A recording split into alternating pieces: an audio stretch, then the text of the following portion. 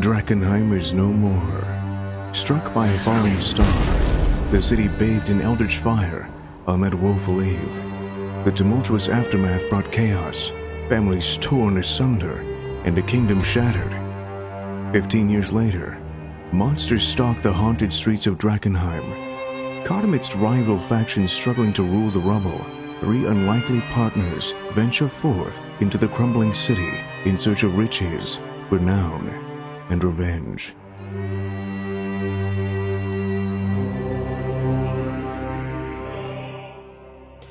Good evening and welcome to Drakkenheim. This is the Dungeon Dudes weekly Dungeons & Dragons 5th edition live stream campaign. My name is Monty Martin, running the game as Dungeon Master. And I'm Kelly McLaughlin, playing Sebastian Crow, the half-elf shadow sorcerer. And we're joined today by our good friends Jill Denitis, playing Veo Senya, the Tabaxi Gloom Stalker Ranger. And Joe O'Gorman, playing Pluto Jackson, the human battle master. Tonight's episode of Dungeons of Drakkenheim is sponsored by our excellent friends at Nerdarchy. First of all, if you haven't checked them out on YouTube already, Nerdarchy are veterans in our community. They have some amazing videos there, and they have just launched their very first Kickstarter called Out of the Box Encounters for the 5th edition of the world's greatest role-playing game. And this is an amazing book. They sent us a preview of it, and it is encounters that you can drop right into your campaign. They're ready-made with a player focus and a focus kind of on those unexpected things that players do when you're running a module. So they've really looked at the details of how DMs actually run adventures, and I'm really excited to check out all the things that are going to be done for it because so many awesome other YouTubers and content creators have contributed to this project. So make sure you check them out on Kickstarter. It's Nerdarchy's very, very, very first Kickstarter. They're great friends of ours. They interviewed us like when we were a little baby channel. We had like 300 followers when they interviewed us. Yeah. So they really are a pillar of the community. So make sure you do check out their stuff because they have so much creativity and so many awesome other folks on YouTube have contributed to that. It's right up on Kickstarter from now until the 14th of July or the 14th of August.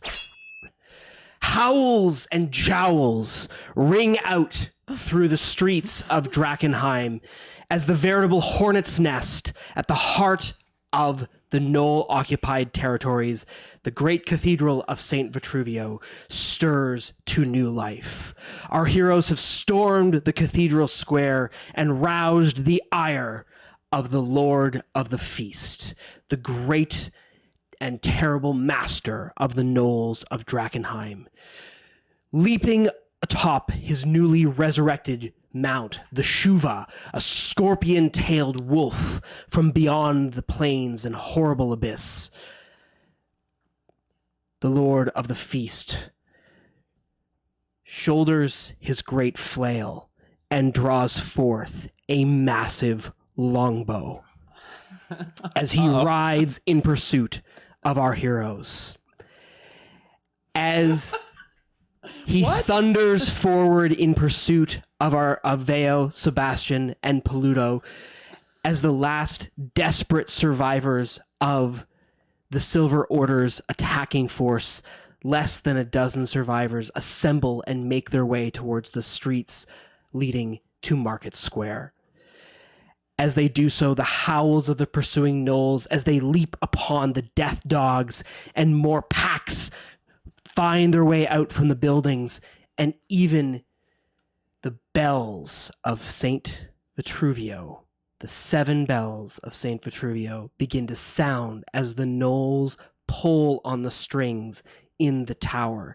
The entire city comes to horrible life, and you can see the gnolls climbing their way onto the rooftops, drawing bowstrings as you make your way towards Market Square. The Lord of the Feast howls and barks in infernal, crying out, "I'll grind your bones and wear your flesh. You shall be a great entree at my dinner table this evening." The words howling out in a vicious dialect of the infernal and abyssal languages, this Pidgin language sounding out, howling through the streets of Drakkenheim. As the Lord of the Feast begins his pursuit. Our three heroes have got just a slight head start ahead. What will you do? Pluto, what did he say? Oh, he said we're totally invited for dinner. Oh, That's an invite. That was an infernal welcoming to. I don't remember my dialects. It's either to eat or to be eaten. I wasn't totally. Okay. I'll hear him if I hear it again. Should we fire a green flare? Is he pursuing us? He Yes. looks like he's pursuing us. Yes, hold the red flare just in case, and the black one. I want to shoot the green flare Okay. and let it shoot up between the narrow streets as we keep our healthy distance from the Lord of the Feast. You fire the green flare, which resounds out above the rooftops of the temple ward, exploding in a flash of color. As you do so, you can see a hooded figure raise a crossbow in one of the nearby rooftops and nod down. They see us. How far ahead are we right now?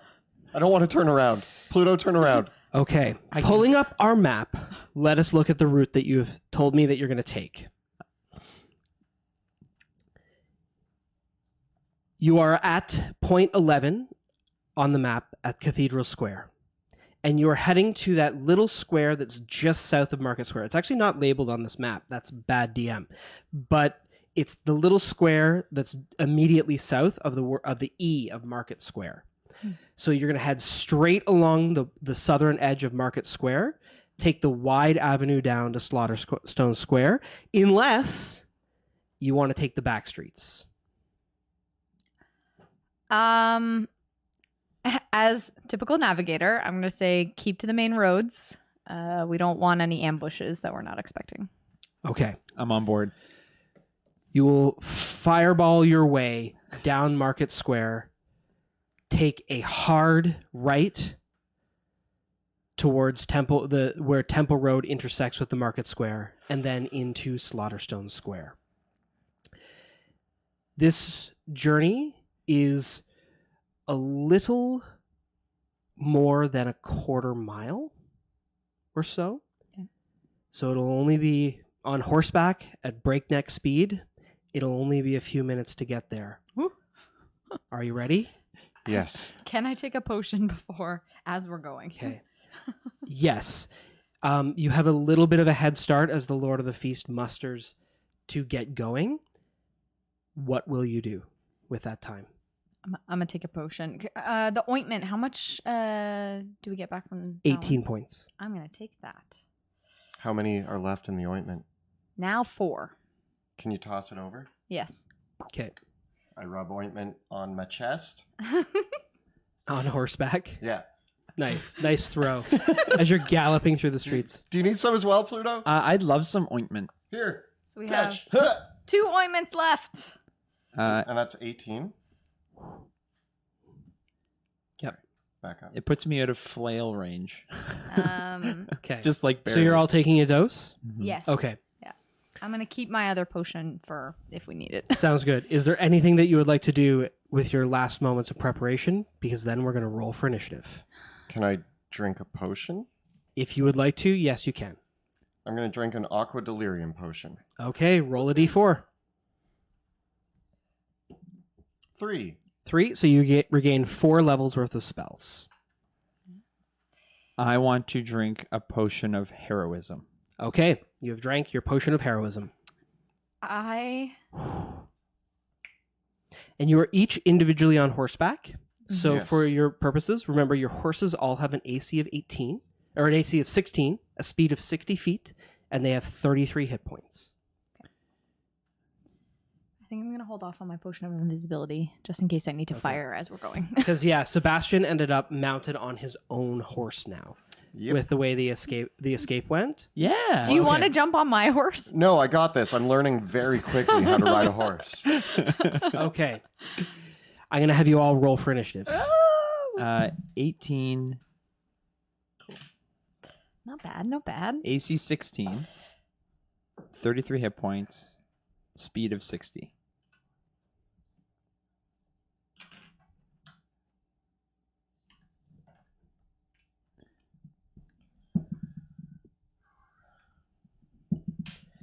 What do we got?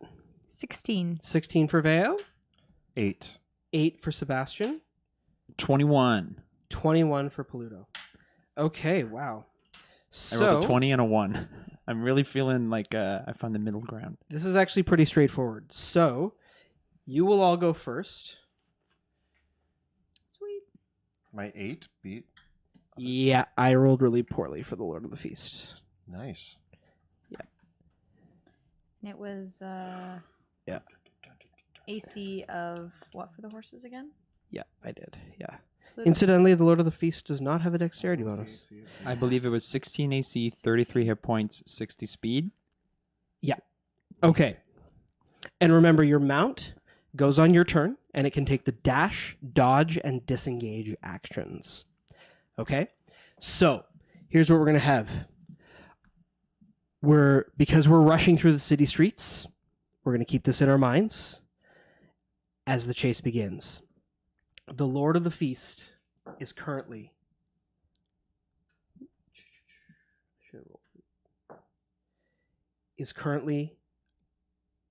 120 feet behind you all. And he has a longbow. And he has a longbow. Your pursuit is a straight run until you turn around. It's a straight shot.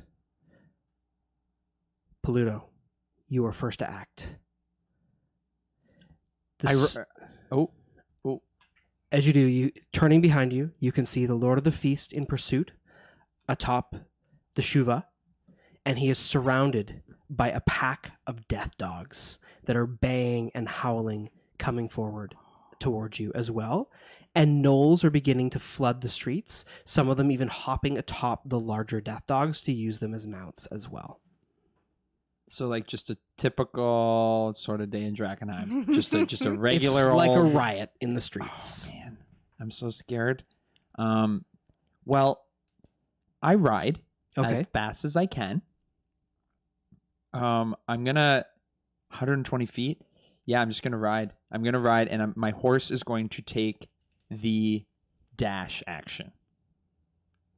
Okay. And what are you going to do for your action? For my action, I am going to ready my javelin if something comes within range. Okay.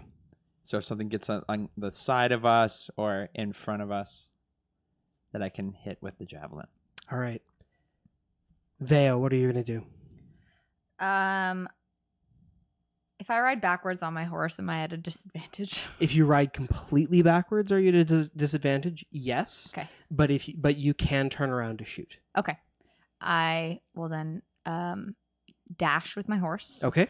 And I'm going to turn around and I'm going to aim straight at the Lord of the Feast. Straight at the Lord of the Feast. Okay. I want to make Alrighty. him more angry. And I'm going to... Where am I? There I am. Use my Dread Ambusher. So I'm going to get 3 attacks. Let's do it. Ooh. 10. It sails right past him. 16. As the arrow Oh, sorry. slides 17. forward. 17? Yeah. Okay. That is a hit because he's not using his shield because he's got his bow out. So the arrow strikes him. But as it sails forward to strike him, one of the death dogs leaps up and takes the arrow. Ooh. I mean, if he wants to. Such loyalty. Such loyalty. Roll damage against the death dog. Okay, where is it? He's dark. Oh, there we go. Ooh, 26. The arrow goes right through one of the heads of the death dog, and the one head is just limp now, and the other head is controlling the rest of the body. Yep. And my last shot, 20. That is a hit on the Lord of the Feast. Yeah. 20 damage. He howls out and grits his teeth, reaching in, grabbing the arrow, and turning it back into his bow. That was so cool. Sebastian, you're up. I'm also going to dash with my horse. Okay. And I'm going to turn, and I'm assuming there's like rubble and stuff around the edges of the street, right? There are, yes. Would you say that the Lord of the Feast is in the middle of the road and there's death dogs on either Yes, side? surrounding him. So I'm going to try to clear out some of the death dogs, or at least stop their pursuit by using mold earth to burst some of the rubble down in front of them, Okay. so that some of them get like stopped or have to weave. Okay. Make a spell casting ability check. What's the range on Mold Earth? 30 feet. Okay, so this is immediately behind you. Yeah. Okay. So I'm just trying to cause like Sure. close part of the road to make Okay, them to funnel create in. some difficult ground. Yeah. Yeah. Nice. 17. So you churn up a pile of the earth, pulling away a pit that we will see what happens to the death dogs as they come up in pursuit of that. We come around to the Lord of the Feast. Spurring the Shuva forward, he rushes forward 100 feet. It seems like the Shuva is not as fast as your horses. Yeah. Thank goodness. We just got to watch out for going too fast. And as he does so, he pulls back his bow and he fires 3 shots, one at each of your horses. Oh no. Sebastian, They dash he and gets a 10. Veo, he gets a 7. And Pluto, he gets a 10 to hit your horses. Oh. So he fires the arrows at your mounts. Zigzag. And as he does so as well, several gnolls that are riding atop the death dogs as well, they each fire arrows at you, but they do so with disadvantage because they are not as good riders as the Lord of the Feast. So against Sebastian, it's a wide miss. Against Peludo, Zigzagging. another wide miss. And against Veo, double natural ones. That is the worst advantage. Guys, we're doing it. Yes. So a hail of arrows rises forward towards you. And as they do so, you come around the corner. And as we come to around the top of the round, as the gnolls are firing and the Silver Order charges forward as well, quite suddenly from out of one of the streets appear several gnolls that are pushing a cart forward into the street in front of Market Square. Pluto, it's your turn. What are you going to do? I'm going for the jugular. I'm going to try to take down the strongest looking gnoll. Okay. The one they're that's they're even- hauling the cart forward to block the as you come out into Market Square, like this is the part of the street where it would open up. They're basically pulling this large wagon in the way of the street to block your exit. Are they doing it by rope? They've just grabbed the yoke of it and they're just pulling it forward like they are the pack animals. Okay. And there's several behind pushing. There's 4 gnolls, 2 pulling, two more pushing. I'm going to try to knock one of the ones pulling. Okay. I'm going to try to I huck a javelin. Oh yeah, baby. It's like a like a 29. Okay. 29 to hit. That is a hit. Roll the damage. For oh sorry, I don't roll D8. I roll 11 damage. 11 damage. And are you going to knock him prone? Or is that what you want to do, to knock it prone or not? How far am I away? You are just within javelin range to throw the javelin. Okay, so I'm gonna hit, and then as I close in, I want to grab the javelin back, like pull it back in, and then hit him again. Like recall the javelin Yeah, magically yeah. and throw it again? Okay. Yeah, and just mess up his whole life. For a 27 to hit, Also a hit. for 10 damage. That slays him. That's he what I falls over wanted. dead. The remaining gnolls continue to push. If you guys haven't taken the gnolls out by the time it gets to all your turns are over, you're all gonna have to make checks to avoid this cart somehow. As I close in on so I recall the javelin again on the second attack, Mhm. and I want to use my shield and slam into the other one that's pulling. You're not that close yet. Yeah, you're not close enough to actually. If you were, you'd already need to be avoiding the cart. Got you. Yeah. Then I will second wind, Okay. and I'm gonna turn around, and Or action surgers.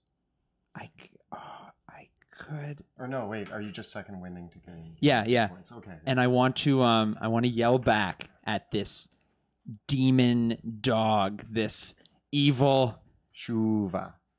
Or not. Just saying. Lord of the I'm gonna yell back an infernal. I'm remembering it. Like I've been practicing. I thought you were hungry. Is your stomach not growling? And I taunt him. Nice. And I'm gonna recall. 17 hit points with my old second wind. Vale, you're up. Oh, and this time, horse is taking dodge. It's gonna dodge. Okay. Um, So you're how moving far up away 60 are feet. we from the cart? You are. It depends on how far you want to move on your turn. Mhm. It's enough that It's at the start of your turn. It'll be 80 feet away from you. Okay. Yeah. Then I'm going to use the dodge action as well. On the horse. On the horse. Okay. And take the 2 shots at gnolls that are pushing the cart. Okay. Nice. 23 That is a hit. for 21 damage on one of the gnolls. Nice. Is he still alive? How much damage? 21. That goes right through his jugular and he drops to the ground. And the other 2 gnolls, seeing that the front 2 gnolls have died, they heave forward a little bit more, the front wheels of the cart crushing the heads of the dead gnolls and kind of exposing them. The cart is about halfway into the street now. What are you going to do? Take another shot at one of the gnolls. Okay. 12. That's a hit. Nice. 20 damage.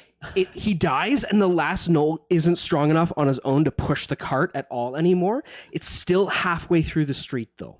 Sebastian, it's your turn. What are your thoughts on using the Ring of Spell storing and then a quicken spell? Or are those still counting as 2 spells? You're casting the spell when you use it from the Ring of Spell Storing, so you can use your meta magic with it. But can I cast that and another spell using You're quicken? casting the spell, so it follows all the rules for Okay, casting a so spell. then I'm just going to use the Ring of Spell Storing normally then, and I'm going to cast, I have an Enlarge Reduce Okay, in my Ring of Spell Storing, and I'm going to reduce the cart. nice. Nice. Okay, so you shrink the cart down. Yeah, I hold out my hand with my ring and shrink the cart. Nice. The cart shrinks down to size. And how far forward are you going to go? I'm going to also take the dodge action with my Okay. horse and move up 60 feet. Okay, so you have all moved 180 feet forward, and the Lord of the Feast. I hope that's gonna okay. come I towards his know turn. we want to stay together, so I thought. Yeah, but we also want him to keep following us, so we don't want to get too far ahead. 60 feet altogether? So you guys were 300 feet forward from the Lord of the Feast, and now he is now 100 feet. You have 200 feet on him right now, but it's his turn. Wow. Yeah. Okay. The Lord of the Feast. Because you shrunk the cart, you will all be able to ride by it just fine, provided Enlarge Reduce stays in place. Yep. At the start of your next turn. The Lord of the Feast charges forward. He's now within 100 feet of you all, and he fires his longbow at your mounts. He does so with disadvantage. Against Sebastian's mount, he gets a 21. Oh my gosh! That's what disadvantage. Oh my God. Against Pluto's mount, he gets a 6, and against Veo's mount, he gets a 16. 16. So 2 of your mounts are hits. Sebastian, your mount takes 8 points of piercing damage. Veo's, yours takes 11 points of piercing damage. Come on, stormy weather. And both of you, I need you to both make acrobatics or athletics checks to hold yourselves in the saddle as your horses reel up. 26. 7. 7. Okay, Sebastian, you are checked on your horse. You have two options right now. You can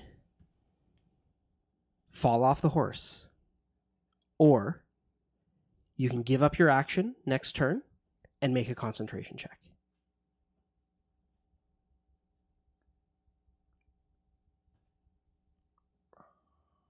I'm gonna stay on the horse.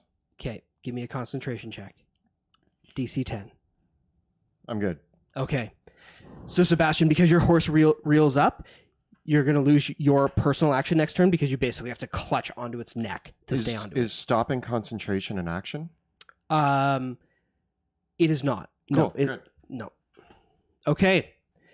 And and several other gnolls fire shots forward. There's going to be 4 shots, and of those, 2 shots are going to go towards Paluto. Again, these are done with disadvantage. So Paluto, I get a 9 and a 9. Sebastian, you get shot once for a 10 against your AC. And Veo, I get a 20 against your AC with 1 gnoll shot. Woo! Yep. That's going to be 5 big old points of damage. Boop. As the rain of arrows as the pack rushes forward. Several of the warriors of the Silver Order cry out to you. We're coming up to a side street. We could split off and try to get the pack away from you, but there's going to be nothing between you and the Lord of the Feast if we do that. That's why we took That's the red flare. It's time. Like, Do we stay together and shoot the red flare? Yes. Okay. And let them save themselves. Pull the pack off. See what you can take with you. Okay. As they come forward, I'm going to have the Lord of the Feast make a athletics check to leap over your mold earth. What's your spell save DC? Spell save DC is, 16. Okay, so I have to roll against your spell save DC, and I get a 17 athletics. Okay. Okay. So he leaps over the rough ground. So are you going to have the Silver Order break off? we got this. Yeah, let's if that distracts him just for a minute or a second, yeah, let's send All right. the rest of the order off. We don't want any more. Light, guide your path. Thanks, you too. See ya. Ciao. Bye. We go to the top of the round with Paluto. Do I shoot the red flare? Get past the cart and then shoot the red flare. Yeah. I get past the cart, Okay, you rush past the cart. and I'm gonna let the flare go, Okay. and I'm going to move my whole speed and then use the dodge action. You're going to dodge, or Or sorry, my mount's gonna Okay. dodge. Well, he's 100 feet. We go 60. He goes 100. So he's gonna close in. Mm-hmm. No, I'm gonna take the dash. Okay. I'm gonna dash You dash into Market Square. and fire the red flare. Okay, and you fire the red flare. Sebastian. What about Veo? Oh, sorry, Veo. I also dash, Okay. still flipping around and taking some more shots. This time at the Shuva, At the Shuva? Yeah. Okay. aiming for more like their shoulder. So I don't want to like direct hit, but just to slow them down a little bit. Okay. 20. Okay. The Lord of the Feast has the mounted combatant feat. Ooh. He redirects the hit to him. Okay. I mean, if he wants. 18 damage. Okay. Nice. Another shot. 18 to hit. Cool. Another one of the death dogs leap up again and absorb the shot. 23 damage. Kills it. Bam. You mess with the meow meow, you get the pew pew. Alrighty. Sebastian, you're up. So, as the last one to pass by the mini cart, as soon as I get past it, I get rid of my concentration, so the cart pops back to full size. And So I don't good. get an action this turn, so I'm just going to dash with my horse. Okay. Nice. You guys are 400. You are about a third of the way there. You're getting there. You're getting there. Okay. You dash into Market Square. You're on the western half. The clock tower looms in the distance. You're only a couple rounds away from making the turn from the turnpike. The Lord of the Feast crashes forward. He's now 300 feet, only 120 feet behind you. And as he does so, the cart enlarges in front of him, and he makes an athletics check to pull the Shuva out of the way to avoid it, getting a 20. What about the death dogs? The death dogs, though. There's just this thud as several of the death dogs collide with the side of the cart. In fact, one of the death dogs tries to leap over it as it enlarges, and the cart enlarges and just sends it flying. Sebastian looks over his shoulder and he's like, "Oh man, that was cool." That's the best that could happen. I'm just like, Yep. As the Lord Thank of the you, Feast, Let's Lord keep of the going. Feast sees the blood dripping from Veo's mount, and he fires all of his arrows at it, oh, getting a 6, a 21, and a 13 to hit. so one of them hits. 8 damage. Woo! Because the cart has just been enlarged, though, and the Silver Order has ridden off, they pulled away enough of the gnolls that none of the gnolls are able to get effective shots off at you this turn. Cool. You race into Market Square. Market Square, though, is covered in debris. There are broken carts, market stalls, and bodies everywhere. This is difficult ground to race a horse through. So on your turn, if you want to dash, I'm going to need an ability check or some sort of action from you to clear the path, because this is difficult ground to move through at breakneck speeds. Top of the round with Paluto. What will you do? The Lord of the Feast is 120 feet behind you. Pluto has some quick thinking, and he's like, "We need to buy some time while we get through this area." If you have any skill as a rider in athletics or animal handling, you can also drive the mount if you want to. I am proficient in animal handling. Okay. I'm going to take the the dodge action on my mount. Okay. I'm going to ride my 60 feet, Okay. and I want to throw one of my balls from my bag of tricks behind me.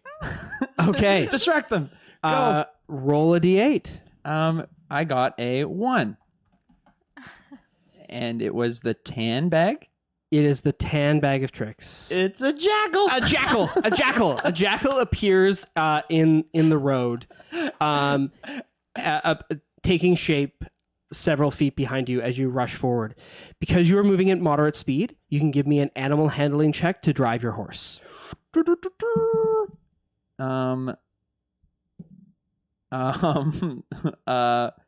8. 8. Okay. Your horse stumbles in the streets ahead of you. Give me a dexterity saving throw, otherwise you'll be flung from your mount. Oh, biscuits. 6, 7. 7. 7? Okay. Pluto, instead of making it another 60 feet forward, you rush forward 40 feet when your mount stumbles and you're toppled from the horse, and you and the horse land prone. That's not good. I say in my head. From the fall, Quietly. you also take 7 bludgeoning damage, and your mount takes 6 bludgeoning damage. Oh. Biscuits. Veo, it is your turn.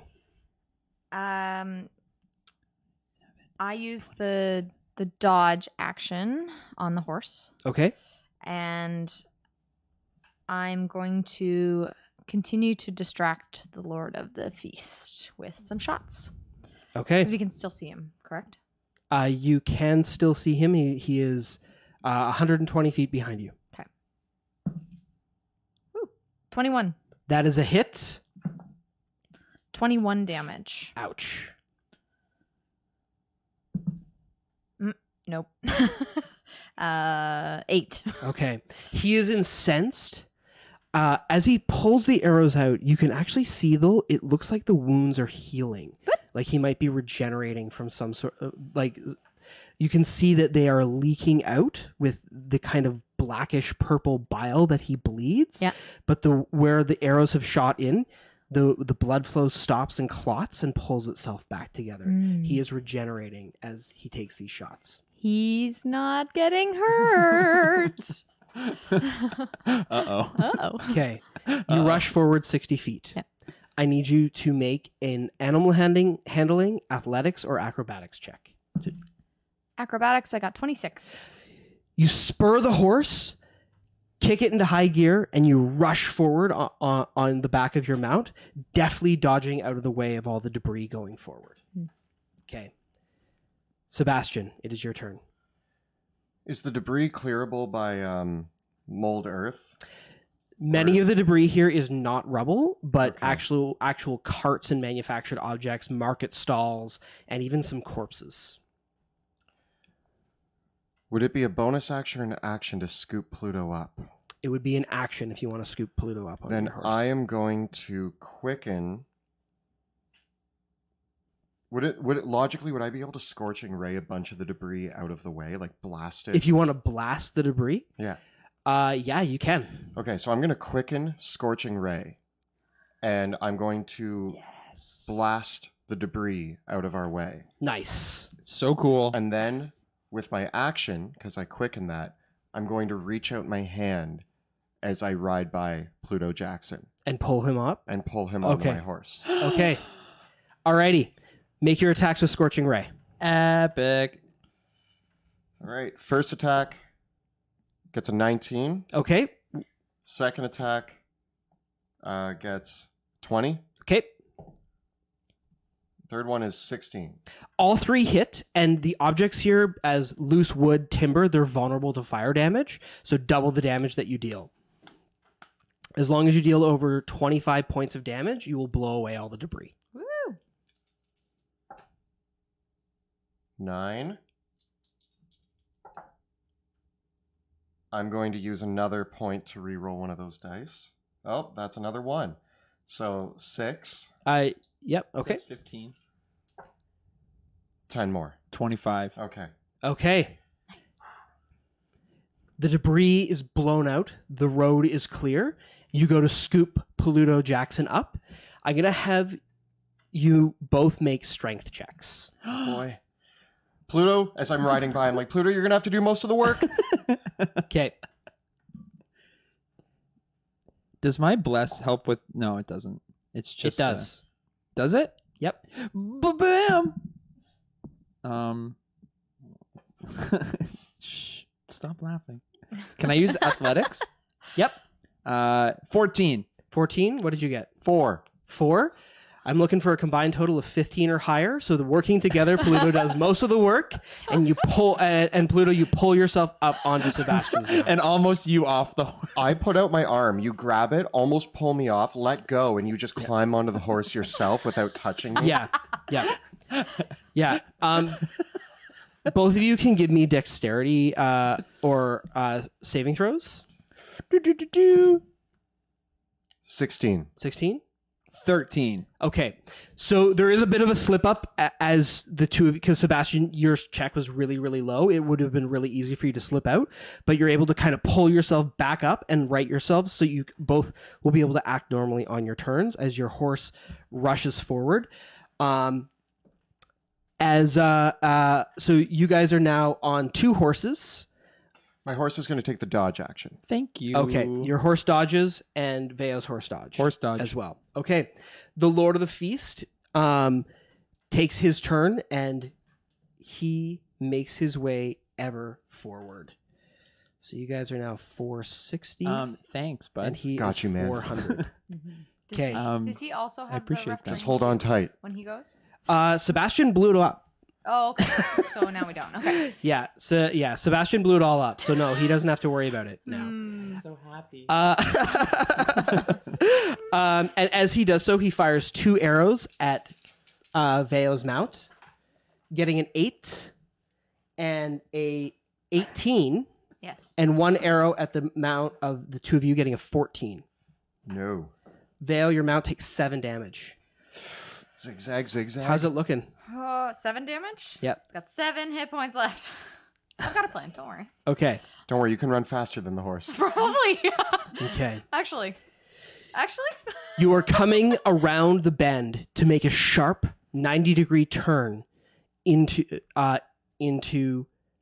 Slaughterstone Square. The clock tower looms in front of you, its broken clock face stuck between Pandemonium and Limbo.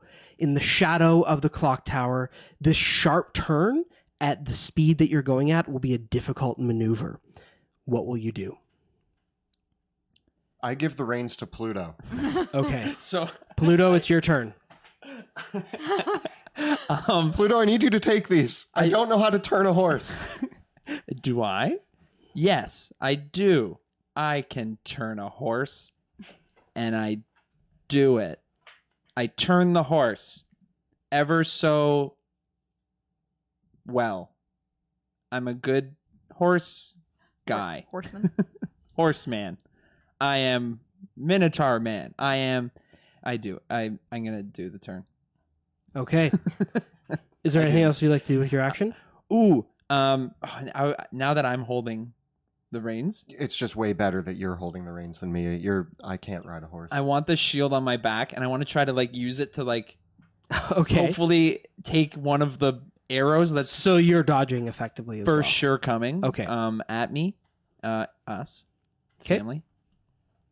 Okay. And I think we'll make how close is he now? If you go forward full speed, he's 60 feet behind you right now, and then after you move, he's going to be 180 feet behind you. Yeah, we want to do that. So we're gonna move. We're gonna dash it. Okay, you dash it. Dash it. You dash full speed, breakneck forward. Is there anything else you'd like to do beyond dodging yourself? I'm gonna continue to taunt him in Infernal. Okay. I tell my jackal, I go, I am the master of the dogs too, and I go, get him, jackal, and Okay. the jackal lunges at the Lord of the Feast. Okay, make an attack roll with the jackal against the Lord of the Feast. He gets a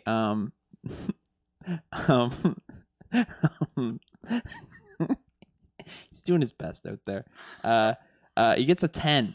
That doesn't hit, but I'm gonna give the annoyance of the jackal will be basically getting like windshielded. Like it's like hitting a dog with your car. Aw.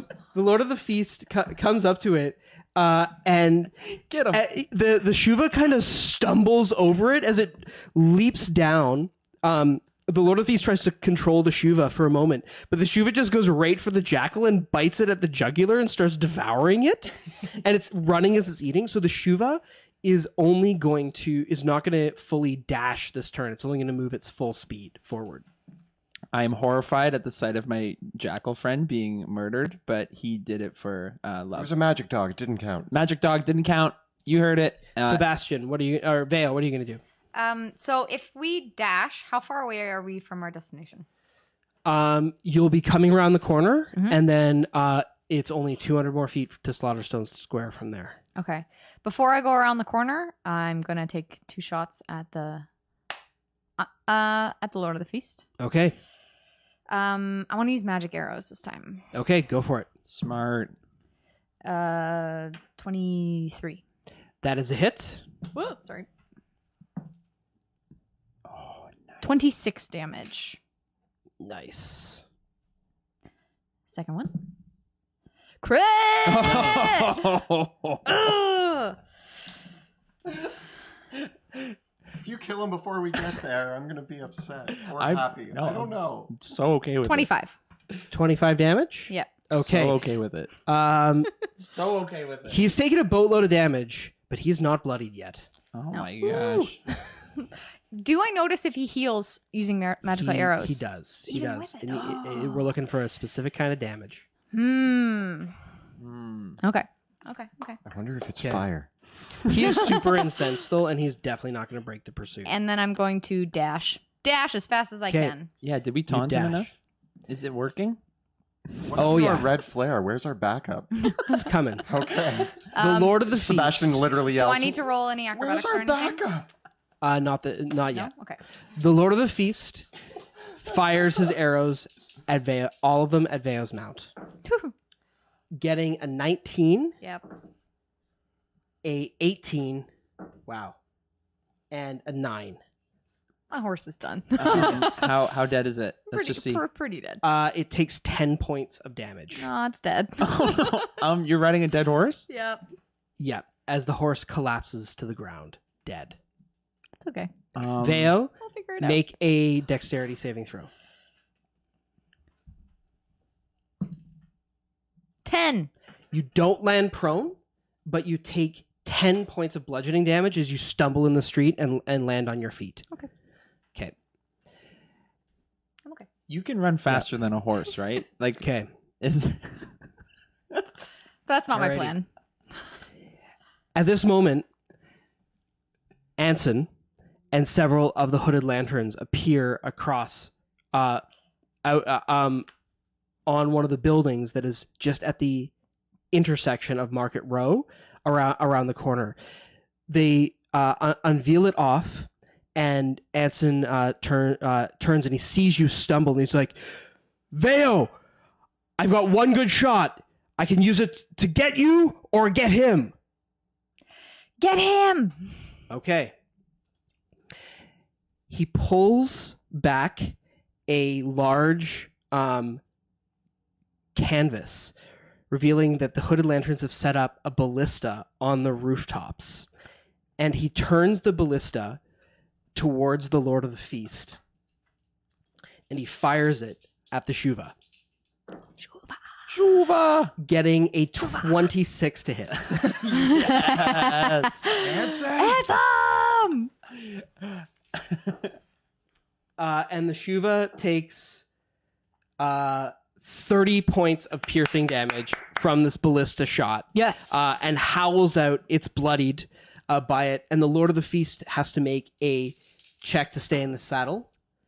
And he manages to stay riding, but the Shuva is just hobbled as it races forward. Wow. All right. Veo, you're Now. so brave. The three of you now. I'm okay. Is it my turn now? Or? It is now your turn, Sebastian. Awesome. How far ahead are we? From the Lord of the Feast, Yeah. you are 130 feet. And he looks like he's slowing down a bit. The Shuva is because it just got hit with a ballista shot.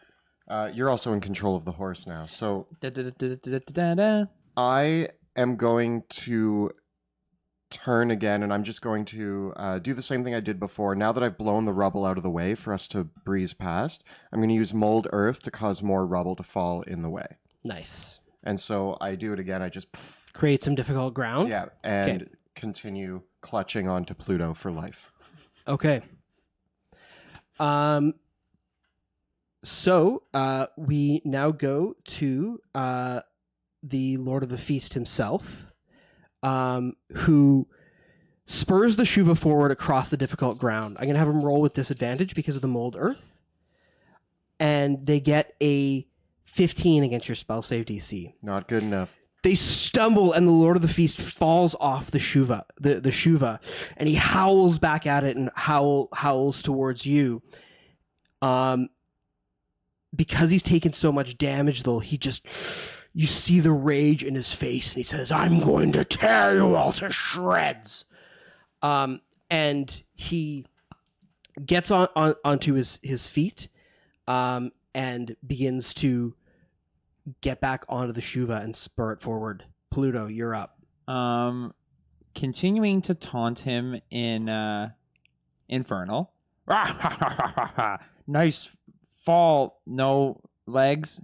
You got 9 legs, and you keep falling. There's like The a language translation. barrier, Yeah, there's a you're having huge. I'm trouble with it? really. It's been years since I've done Infernal. Sorry, guys. And I'm gonna huck another ball behind me. Nice. Get him. Go, gadget. I rolled a 5. And it is a black bear. Woo! Awesome. A black bear appears in the road by the Lord of the Feast. Go, bear, go. And the Shuva. You are now turning around the corner to take Temple Road down to Slaughterstone Square. So as you pull this hard turn, give me an animal handling check. I'm okay at animal handling. Can I use athletics at all? Sure. Yep. Because I'm better at that one. And I got a 28. You run the corner and you are... Nice. And in front of you, as you come down the Temple Road, you can see into Slaughterstone Square. You can see looming in the distance the inert form of the executioner. And as you eye the skyline down the street, you can see that pushed up against the walls of the street here are 2 large siege barricades. And behind them are 3 hooded lanterns on each side, and they nod to you like they're ready to push them into place as soon as the Lord of the Feast runs and trap him in the square. You can see just in the distance, all on the rooftops, the hooded lanterns taking their positions on the rooftops with all their arrows and various weaponry. Attaboy. Veo, what are you going to do? So I'm off my horse. You are off your horse. It's dead. You are on the ground about 80 feet away from the Lord of the Feast. Okay. I have a potion of invisibility that I'm going to chug as my action. Nice. Cool. So I'm invisible. She's fine. And I'm like, go without me. And I disappear after taking this potion. But I am going to use my feline agility to double my speed for that turn. So I can go 60 feet towards the square. But I'm going to keep on the edges. And if there's any side streets that I can take knowing I can get there, I kind of zoom off invisibly. They're in this part of the block, the only side street now, it would be just going down to I'll going down the road. Yeah, that's fine. Cool. Sebastian, you are now out of line of sight of the Lord of the Feast. I don't know what to do with my turn. Mm-hmm. I don't really need to stop him anymore. He's already stopped. I'm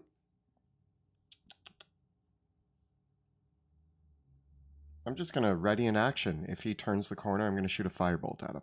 Okay. Nice. I don't think we have to do much else. We're almost there. We've made him super mad. I want him to get back on the Shuva, and we're on the same horse, so we're just moving 60 feet. Vale, you can see the Lord of the Feast gets back on the Shuva. He mounts up and they move forward a little bit, but because they have to spend half their speed moving, they only move forward another 500 feet, and you can hear the Lord of the Feast howling out, "Where are they? Where did they go?" Because it seems like after being knocked from his mount and everything, he doesn't know which direction you guys went. Ooh, okay. Okay. Pluto, we have to go back. But you two don't know that because you don't have line of sight to him either. Yeah. Oh, no. As he gets back on the Shuva, he looks up to the roost where Ansem is hiding. Uh-oh.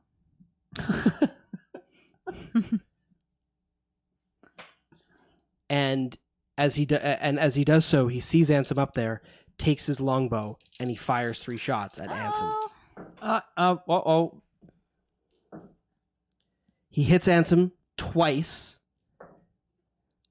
and Veo, you hear Ansem cry out, and a few other hooded lanterns get back up, and they go to fire shots at them, you just hear Ansem crying, "We need to abandon this position. We need to abandon. There's more coming." He points down the road towards the group of gnolls, which is now catching up with the rest of the pack to the Lord of the Feast as well. Top of the round, Pluto. What are you going to do? I am going to turn around. Okay. Do I hear the commotion? You hear a bunch of the shouting, and you hear the Ansem's voice crying out, "Abandon the position! He's found us!" but still no Lord of the Because you've Feast in the come corner. around the corner. Yeah. I'd probably keep riding. I do my 60 feet. Man.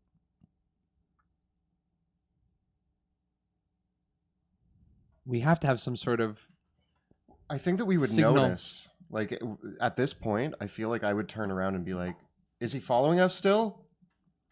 I want to like I want to get him, but how do I know because he should be right around the corner. He should be right coming around the corner. He'll be coming. Yeah, I'm readying an action to if he gets in range just to huck my javelin at him, but Okay. I'm gonna keep riding forward. Okay. I mean, I don't know. As you come forward, you're now 180 feet from around the turn, from the turn. And the hooded lanterns, one of them shouts down to you, "Where's the Lord of the Feast? You can't go forward into the square until he's right behind you." Yeah, you're right, guy. I want to keep yelling in Infernal. Can he hear it with his super dog ears? Hopefully. My black bear taunts him Okay. to get around the corner. Black bear, bring him here. Oh, can I see through his eyes or something crazy? Probably not. No. No. Yeah, because you're not in line of sight of your black bear either, you can't command it either. It's just going to do whatever it wants to do. Okay, it's gonna Okay. do bear stuff. Yeah. Probably like honey and jazz. Probably. Veo, you can see that the Lord of the Feast has no sense for where you've gone, Mhm. and is now turning the Shuva and himself towards the building where Ansem was, as if he's going to leap off the Shuva and clamber into the building in pursuit of Ansem and the others. There's buildings around me, correct? There's buildings south of you, yes. These are the buildings of Market Square. Okay. I want to climb up onto the roof Okay. of one of the buildings using my climbing speed. And I want to lay down on the roof. Mhm. And I want to use minor illusion to make the voice of Pluto talking in Infernal towards the way that they went, Ooh. yelling at him. Nice. I love it. Okay, this will make you visible, but Yeah. you can make a stealth check to hide on the rooftop. 28. Okay. Hence I laid down At on the the roof. sound of this, the Lord of the Feast snaps his attention back away, spurs on the Shuva, and turns to move forward again. Sebastian, what are you going to do? Magic. It's awesome that you thought of that because I was literally going to do the same thing, and I think I still will. So I hear that cry out at the corner, Mhm. and 30 feet ahead of us, after he turns the corner, I'm going to make Pluto's voice call out in Infernal again, kind of leading him in the right direction. So Cool. to the Laughing corner and and then taunting. around the corner. Yes. So the Lord of the Feast Well done. spurs Well back magic. on his Shuva, rushes forward. He's now at the intersection, and he locks eyes with the two of you, screams out, and he fires 3 arrows at your mount. No. Pluto, I'm allergic to arrows. Getting a 16, an 8, and a 17 to hit the horse. So I have my horse's HP here. The horse takes 14 points of piercing damage. Okay, it's still good. Okay. it's a pincushion. It's just a Yep. giant running pincushion. Okay. Pluto, it is your turn. Seeing the renewed anger in the Lord of the Feast. What did you guys say? I heard myself. I just repeated the last. It was thing Infernal. definitely gibberish. I tried to make it sound like the last thing you yelled out, but I don't know the language, so it was just It's like broken Yeah. infernal. Yeah. I know Like, you said something about dinner, so I'm like, dinner. dinner, library, going to, sister. Like just a lot of nonsense. A lot of nonsense. I lock eyes and I grin and I keep the horse going.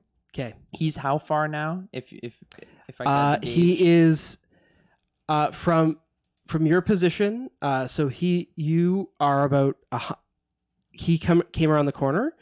It's 200 feet from around the corner to the start of Slaughterstone Square. And so you are about 120 feet down this part of the street. Okay. Yeah. Keeping riding, doing the 60, taking the dodge action for the horse, Mhm. and we're just gonna keep going. And again, I make eye contact. I taunt more. I say something about how his mom was a tramp, and his father was a stray, and and like other dog related insults. Yeah. Okay. We come to Veo. All right, I'm on the roofs. Yep. I am going to start dashing across the roofs, trying to stay out of the line of sight of the Lord of the Feast, trying to get to the square, so that way, by the Okay. time I'm there, I'm already on the roof. Make an acrobatics check. Oh yeah. 13. You leap across the rooftops. You're able to keep yourself largely on track, and you are now halfway across the rooftops between the Market Square and Slaughterstone Square. Cool. Cool. Nice. As you do so, you can see that several of the other hooded lanterns have taken up positions there, and Ansem is nursing his arrow wounds, and they've kind of found a spot for him to hide. Sebastian. I just want to keep him in pursuit, so I'm gonna fire a firebolt at him. So Okay. I just turn around so that me and Pluto are facing each other, and that's what's Okay. happening.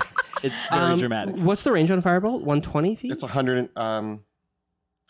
120 feet. So you are out of range to hit him, but you can still fire it to spur him on. Yeah, that's Nice. So, do I need to roll, or is No, it just no. no? And I yell, "That was a warning shot!" And it was. Yay! All right. The Lord of the Feast races forward towards you, getting it halfway down the street, firing more arrows at your mount. And it's dodging, and it's He crits the mount. no. With the dodge. Your mount was dodging? I thought it was going full out. I know I did dodging, but Okay, it then let just- me roll the just to kind of disadvantage. lure him. Okay, in that case it's 15 to hit. Oh. That misses. Second shot with disadvantage is a total miss. Third shot with disadvantage is a 19 Woo! That's the Okay, one. All right. for 6 points of damage. We're still good. We're still good. Okay. Our horse is gonna Two of you can make dexterity saving throws for the to stay on the horse. the glue factory. I didn't get a 1, if that's what you're wondering. What do you get? I got a 1. Okay. I got a 20. So it's 2. Oh wait, plus bless. But I got a 1. Is 1 count for saving It's throws? no. So I got a natural one. 6. So you got a 6? Okay. So because there's two of you on the horse, one of you failing is bad news bears because it affects both of you. I So- got a 20. Yeah. So Sebastian, I'm gonna have you roll again. Oh, God. If you succeed, you both succeed, but if you fail, you both fail. It's fine. There's no pressure. Uh-oh. I got a 9. You both fall off the horse. No! It bucks backwards and drops you right at the barricades leading into Slaughterstone Square. It's fine. Everything's Ah! I'm sorry. We land on top of each Yeah. other on the ground. And the two of you land prone. I'm so heavy. Cool. Yeah, I land first. You land on top of me. I clunk, Ow! clunk, clunk, Okay. clunk, clunk, and I do like the sausage roll. The Lord of the Feast races forward is racing forward towards you. Pluto, it's your turn. What are you going to do? I stand up. Okay. I stare him right in the eyes. I kind of do the squint. I check the wind, and I go right for Shuva with Cool. my javelin of 18. That is a hit. Nice. It is redirected to the Lord of the Feast because he has the mounted combatant feat. For 8 damage. Okay. And I want to have him make a strength. Oh, wait, hold on. Sorry. It's it's going to be strength save. I get a You got to beat a 16. 16. So you have to. So you tied. Yeah. Okay, and he takes an extra 3 damage. Okay. I'm gonna call it back, and then I squint a little harder, and I kind of like dig my feet in. Yeah, just check the arm. Oh, okay, hold on. I was just a little bit. I'm so impressed. And I go for Shuva again for a. But this time I'm going to What do you get to hit? 17 Okay. The Lord of the Feast takes the shot again. for 11 damage. Okay. And then, oh boy.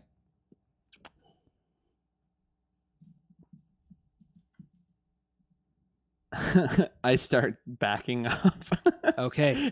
Through the gate, kind of like taunting him on, and I'm gonna pull out my I'm gonna catch my javelin again. Okay. The hooded lanterns nod to you, and one of them makes kind of the "We're ready. Whenever you're ready." I think we're ready. Vale, you're up. You said I'm about halfway. Yep. I'm gonna continue to sneak along the rooftops at as fast a speed as Cool. I can. Cool. You are on the rooftops by Slaughterstone Square. Woo! And I crouch down, ready for the Lord of the Feast. Nice. Ready to go.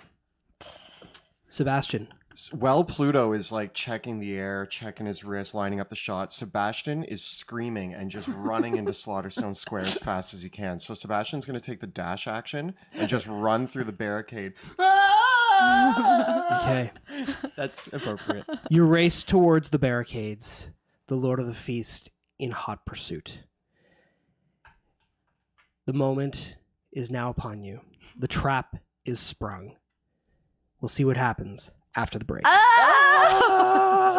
Before we delve into the ruins again, a big thank you to Axe and Shield for providing us with the awesome gaming accessories like the Initiative Tracker. And he also makes flight stands, terrain stands, and a whole bunch of other cool stuff. So check out Axe and Shield. And if you've been listening, it's Tabletop Audio providing the ambient music. Really great way to elevate your own game at home. I hope you're enjoying the playlists that we select for you. Check it out, tabletopaudio.com. It's all free. And thanks to 100 Years Boar for the amazing voiceover in our intro video, always serenading us into the streets of Drakkenheim. So thank you so much. Check them out here streaming on Twitch. And Jill, I believe there's also something super cool that recently happened. Yes. Last week we launched our merch store. So take a look on Teespring. The link is below, as well as the shelf on YouTube. We have 6 different designs that you can take a look at, ranging from different ones about each of our characters, the Dungeon Dudes logo, and of course, Draken Force to represent. So take a look at our awesome merch on Teespring. We also have a sponsor, a newish sponsor tonight, right? With Nerdarchy. Yes, indeed. This episode of Dungeons & Drakkenheim has been sponsored by Nerdarchy. If you have not checked out the Nerdarchy YouTube channel, first of all, check them out. They're super veterans in our community. They're some of the longest running D&D and RPG YouTubers out there. Their content is awesome. And they have launched their very first Kickstarter for their new book, Out of the Box Encounters, which is a collection of over 30 drop-in encounters that you can use for the world's greatest role-playing game. The way that the whole book has been written is that the encounters can be used in any campaign. They're very, very adaptable with a really big focus on giving you all the things that you need as a dungeon master to deal with the unexpected and writing those adventures the way that DMs actually run the game. Oftentimes with hardcover modules and many pre-written adventures, you have to do so much work yourself as a DM to get them ready at the table, but they've really done a lot of work in this book to make that ready. Thanks in large part to the amazing people that have contributed to it. So definitely check out Nerdarchy's new Kickstarter for Out of the Box Encounters, and check out their channel as well. Also, if you are enjoying what we do and you want to help support our work, you can check out our Patreon by following the links below or at patreon.com/dungeon_dudes. If you do join our Patreon, you get to join us in Discord, where you can chat with all of us about all the cool things going on in Drakkenheim, our regular Thursday episodes, or just chat with us about questions you have about gaming, D&D, and your characters and anything you want, really. Pets. We talk a lot Pets. about pets. A lot of pets. With that, let's return to the ruins, where our heroes have closed in on Slaughterstone Square, leading the Lord of the Feast out from the Cathedral Square here into the well-prepared trap of the Hooded Lanterns and the Silver Order that they have all designed together. Teamwork. Makes the dream work. Veo, from your perch high atop one of the buildings of Slaughterstone Square, you have quite the sight in front of you. Slaughterstone Square has 3 main intersections that lead into it. There are 2 main streets that come from Market Square that connect into it, and then from the north at this intersection where you've entered in. And then 1 main entrance to the south of Slaughterstone Square. It's a roughly triangular, kind of trapezoidal sort of shaped square. And while there are some alleyways leading off in between the buildings, these are the main streets that are closing in on it. The whole square itself is some 250 or so feet in diameter. And in the center of the square is the cistern, the circular pool that leads down into the sewers. About 50 feet away of it is also a grate that is an access into the sewers. Before the cistern is a large executioner's block and the ruins of the gallows that used to go over top of the cistern itself. And there, sitting inert, is the massive form of the executioner. The hulking machine of metal and gears, its body covered in spikes upon which are impaled at least half a dozen corpses. Its metal face plated to look like an executioner's hood, and 2 great smokestacks rising up out of its back, from which a choking blackish purple smoke rises up into the daylight of this overcast day.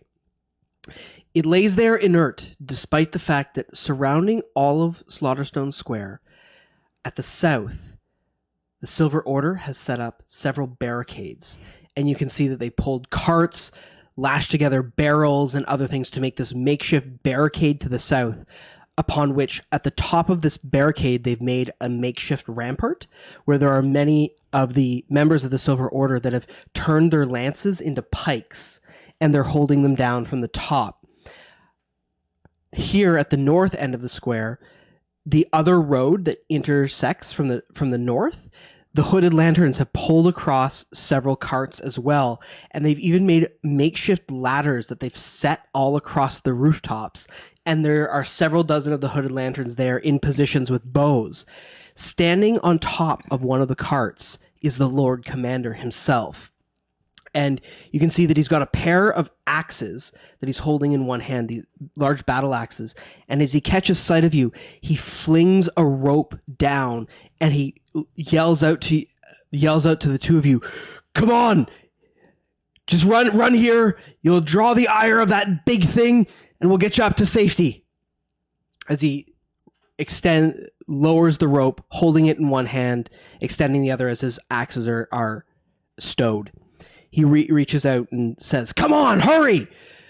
And the other Hooded Lanterns that are flanking the side of the road, there's about a dozen of them on the ground with several siege barricades that they look like in position to slam this way shut behind them. And they've lowered several ropes as well down the sides to pull themselves back up onto the city above. The Lord of the Feast is barreling down like a raging bull atop the Shuva towards the street. And Veo, you are perched up on the rooftops. Of course, all around Slaughterstone Square, while some of the buildings are ruined, many of them are still intact here. And these are some of the tallest townhouses in Drakkenheim.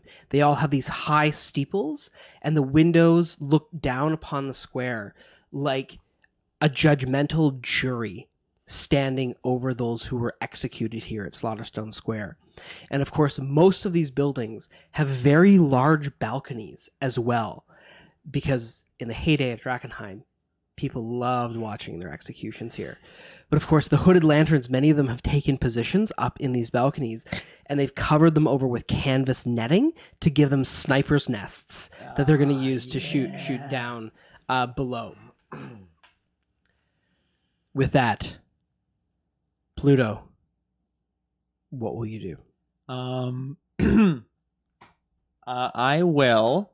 So I'm like standing in this, in the entrance of the siege, and he's barreling at me, and he's drooling probably. Did my black bear do anything? You can see a ragged limb from it hanging out of the mouth of the Shuva. I'm so proud. Number one, I'm gonna keep running backwards, and I'm like making noise, like I'm banging my shield and my spear together. I'm running back, and I'm gonna. Where would you like to be? The dodge action. I'm gonna keep luring, like running towards the. You run into the square, and as you do so, as you step foot into the square past the barricades, there's the sound of wrenching metal and screeching gears as the metallic form of the executioner begins to animate, and it rolls for initiative. Ooh, everyone's going bad down below. So it goes dead last. Good. I'm okay with that. Yep. Good roll. Yep. As you look down the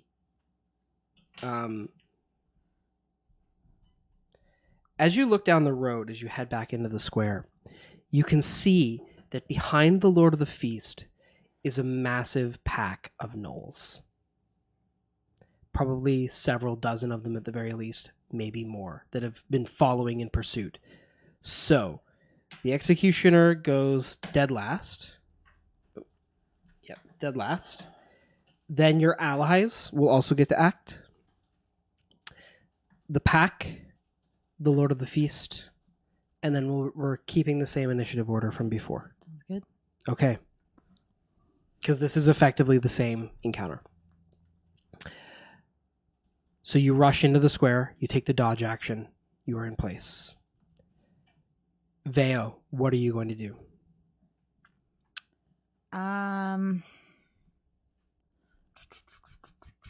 So he's still not in the square yet. He is not. Okay. Then I am going to ready my bow with an arrow. As soon as he gets in the square and I see the back of his head, I want to take a shot at the back of his head. Nice. That's it. And Sebastian, what are you going to do? Sebastian, so the Lord Commander has thrown down a rope. Yeah, the Lord Commander.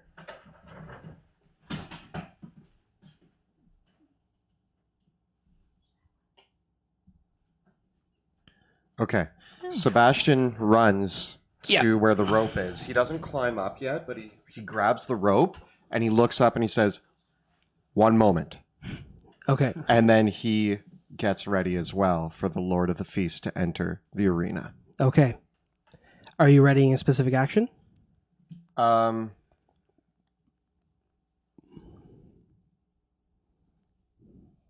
If the Lord of the Feast... Actually, so I'm going to be just a little bit away from there. If the Lord of the Feast gets close to me, I'm going to Thunderstep. Okay. Nice. Next up is the Lord of the Feast, and the Shuva go on the same turn. Hello.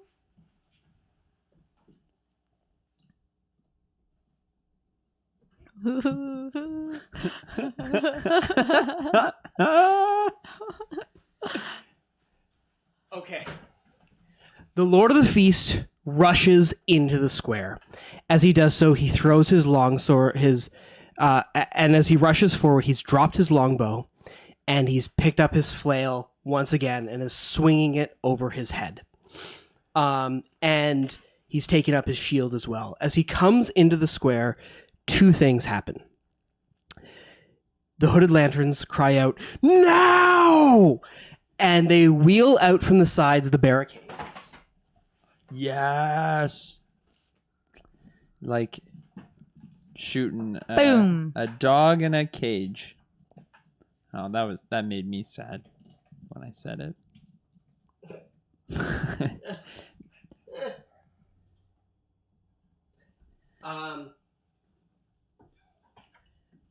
And they turn, and as they say, "Commander!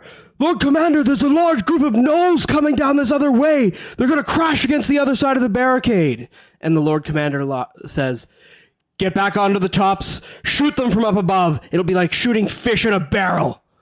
Fish. And the hooded lanterns push the barricades back and look like they're ready to jump up the ropes to get back up onto the rooftops out of the way. But a large group of gnolls is going to be coming down from that route as well. Is he close enough that I thunderstep? He is close enough to trigger your thunderstep, yes. And my arrow. And your arrow. Yep. All right. So as the barricades move into place and the Lord of the Feast barrels down towards me and Pluto, I look at Pluto and I go, "You got this, bud?" What? I didn't hear you. It was really loud. I just like snap my fingers and there's a sudden explosion without listening for your response. I just hope you have this. And I'm going to thunderstep Up there? Okay. up there. And the Lord of the Feast and the Shuva need to make Constitution saving throws. The Shuva succeeds by a lot, and the Lord of the Feast gets a 10. Nice. All right, so Free damage.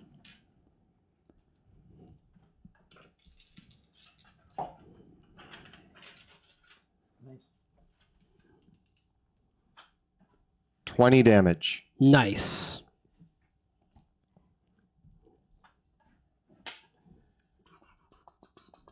Alrighty. And the Shuva takes half that because it's thunder. Okay. The Shuva has... Okay, great. Now, with my shot, Yeah. because they don't know where I am, do I get advantage? You do have advantage. Yeah. Yes. Yeah? Okay. Yep. So I shoot the Lord of the Feast in the back of the head. Woo, with a 19. That is a hit. As the arrow sings forward, the Lord of the Feast just catches sight of it and tries to turn his shield to block it, but it's too short and it comes in just under his collarbone. Nice. 28 damage. Nice. Oh, yes. Zip. He barks out. And as he does so, He's getting some templates. he swings the mace around, and Oh, the you're in happy his mace. reach. He has the mounted combatant feat, and his mount is larger than you, so he has advantage on his attack rolls. He's pretty big. But you're dodging, so they cancel out. Oh, thank goodness.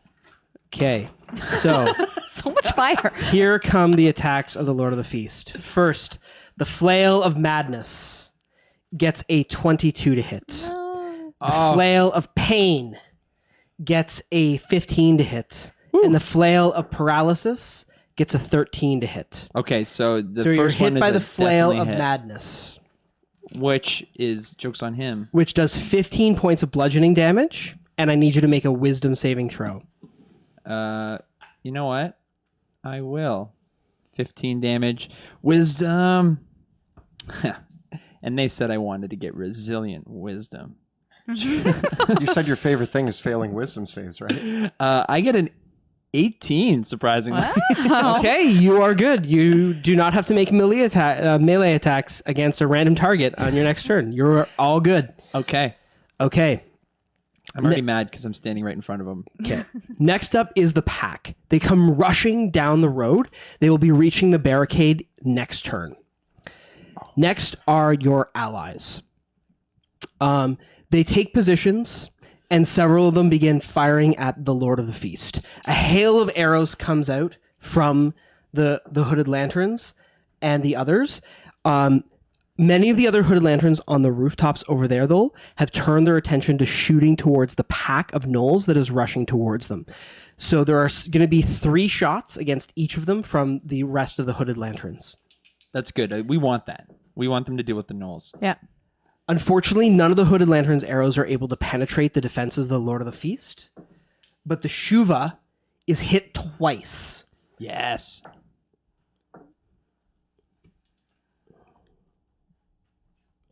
Nice. And it takes 14 points of damage from the hail of arrows from the hooded lanterns.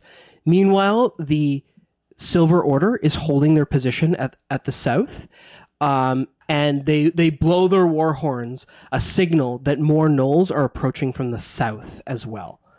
So they're going to hold the position from the south too.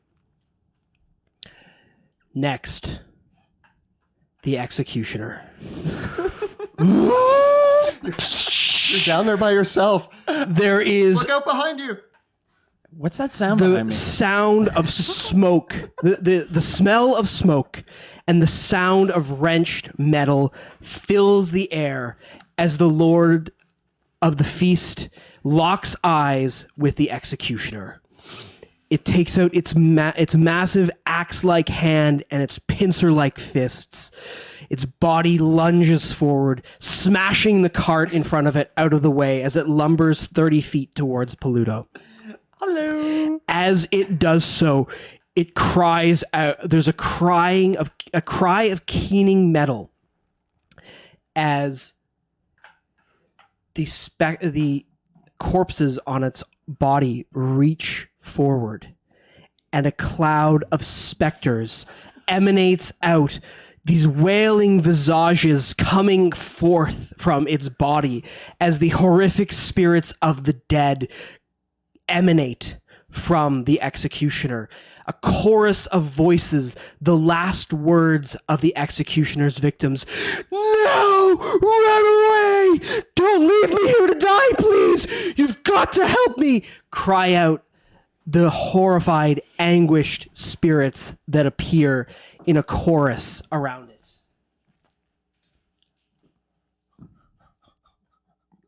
And I'm like wearing my helmet, so I'm like not so worried about. Whoa, whoa, Oh. whoa, whoa, whoa, whoa. Oh, God. Oh, really? Okay. Spirits are coming. I can just run away from Nobody said the ghost could come up here. Ghosts can fly. They can't go through Spirits doors. They're not fly forward and out. About a dozen of these spirits fly out towards the hooded lanterns. And basically there's one spirit that flies almost towards everybody as if each soul has chosen its mark, and they lunge towards the assembled hooded lanterns, one against each of you, crying out for the justice that they never got.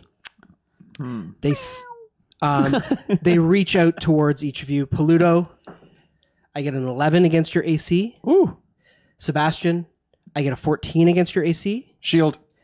And Veo, I get a 15 against your AC. Yes. Okay.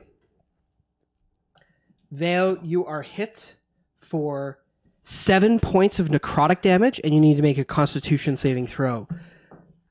14. You're good. Your hit point maximum is not reduced. The Lord Commander is hit, and the Lord Commander takes 15 points of necrotic damage. No! And he succeeds his Constitution saving throw. The hooded lantern beside you there, Sebastian, is hit, and the spirit reaches out into the hooded lantern, piercing it, and as it pulls into its body, the spirit of the hooded lantern is pulled out of its body, and as his desiccated corpse falls to the ground, its own spirit is pulled out of its body as well. Oh. Guys, it's getting ghosty up here. The Lord of the Feast is attacked by one of the specters, and so is the Shuva. The Shuva is hit, and the Shuva takes another 15 necrotic damage as well. Does it have a spirit bond with a new ghost friend? And the Shuva actually fails its Constitution saving throw, and so its hit point maximum is actually reduced by that. Okay. Woo. Okay, good. Okay. It's a very clean, even spirits. The spirits do not have favoritism. Okay. So, with that, we go to the top of the round with Paluto. So everything's fine. Everything's totally fine. There's a mace-wielding maniac in front of me. There is a spirit trying to steal my soul. And there is a giant mechanical corpse machine coming up behind me. Yeah. I think I've waited long enough to get out of the way. So I'm going to action surge. I'm going to dimension door to beside Sebastian on the rooftop. So I go and Pluto vanish and and I swing my cape and I'm gonna dimension and then I'm gonna start wailing on these specters, if you know what I mean. Oh ho ho! Getting a 29, 30 to hit That is a hit. for 11 damage Cool. on the new ghost friend. It is still standing. And Are you using your sword or your spear? my spear, The magic of the spear tears into its ethereal body, leaving it bloodied. and then I'm gonna try to attack it again, and I get a 20 to hit Also a hit. for 12 damage. The spirit dissipates, destroyed, sent back to whatever realm lies beyond. So I'm kind of trying to now. I'm imposing myself between, and I'm gonna. Can I shove this thing? Are they They fly. they like Material. real enough to shove? You can try. I'm gonna try. I get a 24. I get an 11. I get a 16 and roll a -5. So it's shoved. So I'm just pushing it back and Okay. just trying to keep that Yep. pace between us. Get back, Okay. spirit. Yeah. Veo, you're up. So even though I have this specter behind me, I'm like, ghosts. And I take 2 shots at the Lord of the Feast. Okay, you do so with disadvantage because an enemy is within 5 feet of you. I couldn't be there right now. Is it in with 5 feet? Yes, it appeared right behind you. Okay, then what I'm going to do is, as a bonus action, I'm going to use Zephyr Strike. Nice. Does it still impose a disadvantage? I'm just a pawn. It does not now. Okay. Zephyr Strike. And I'm going to take my shot with advantage because of Zephyr Strike. Whew, good thing. 24 or 25. No, 24 to hit. That is a hit Well against done. the Lord of the Feast. 2, 3, 4.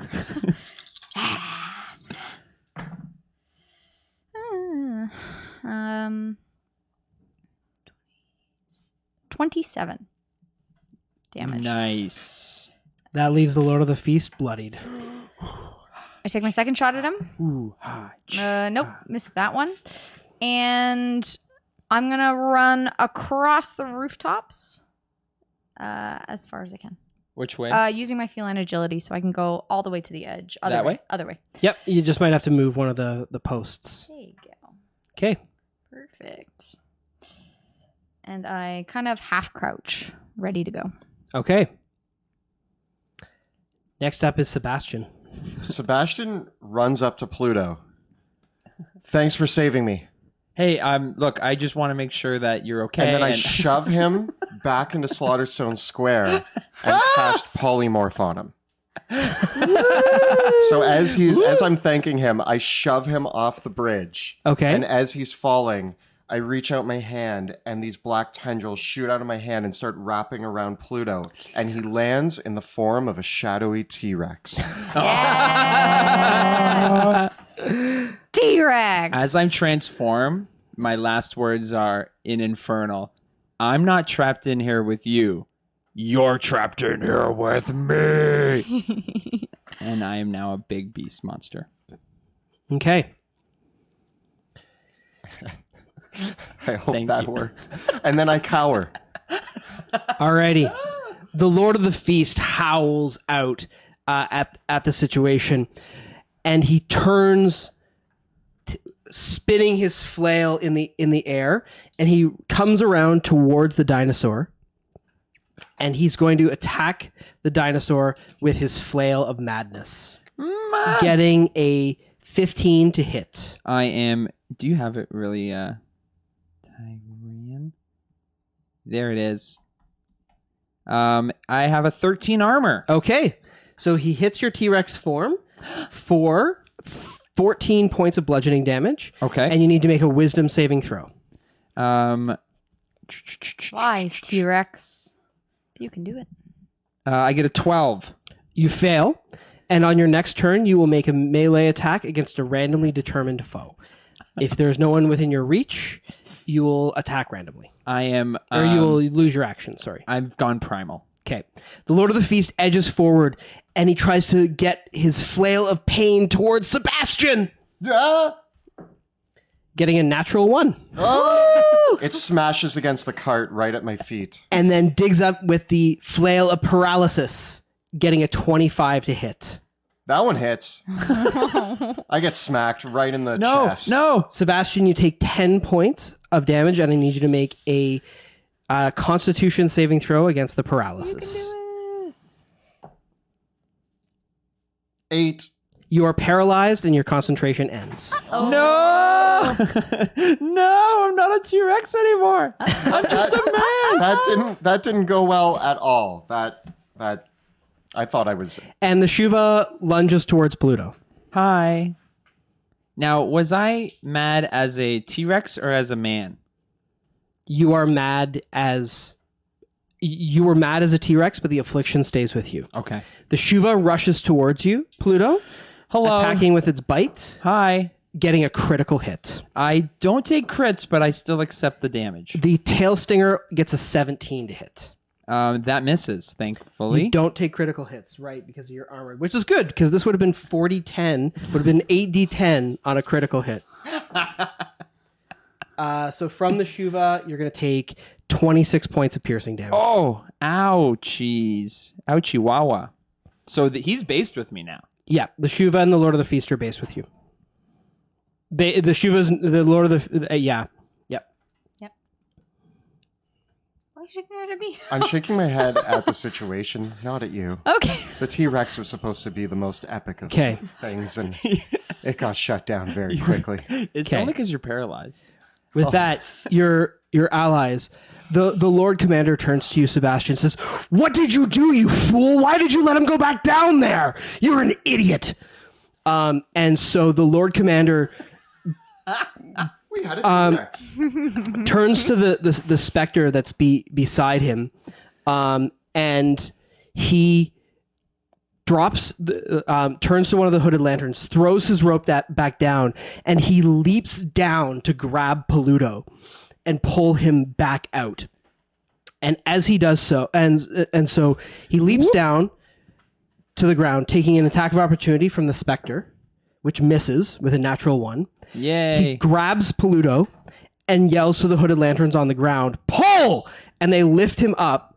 And in the process, the Lord of the Feast makes an opportunity attack against the Lord Commander, hitting him with the flail of pain.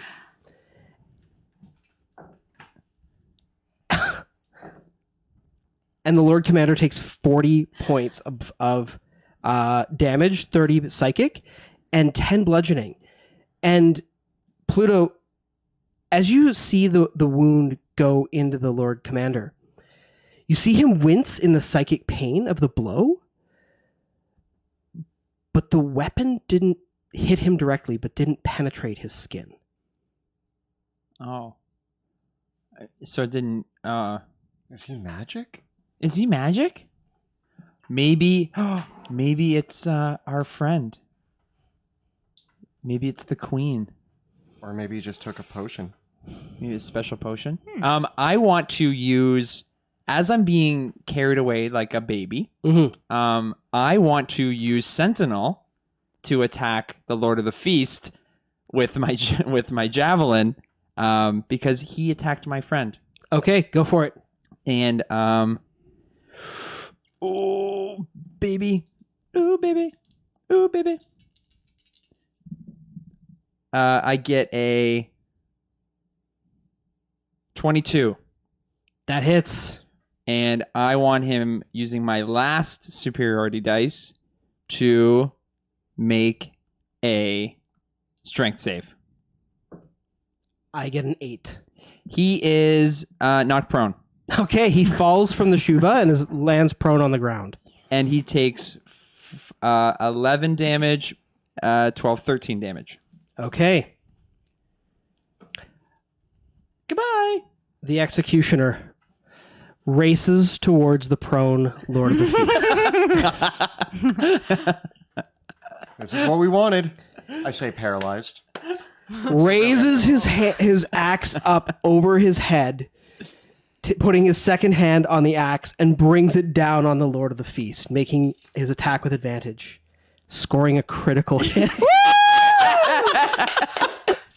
Yes. Oh, it's all coming together. Okay, so you guys can roll the damage.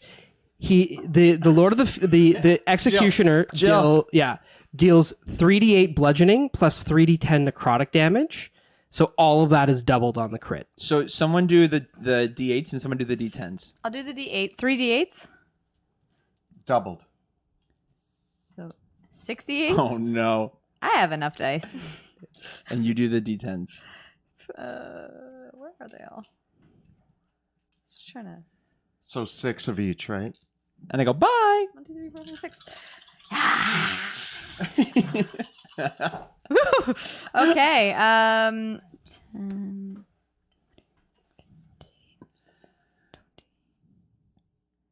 23 on the D8s. Okay. Oh, so satisfying. It's a couple of 9s there. Oh god, that's gross. I get 53. Beheading the Lord of the Feast. I rolled 3 10s, 2 9s. And 5. He brings a backswing up on the Shuva, critting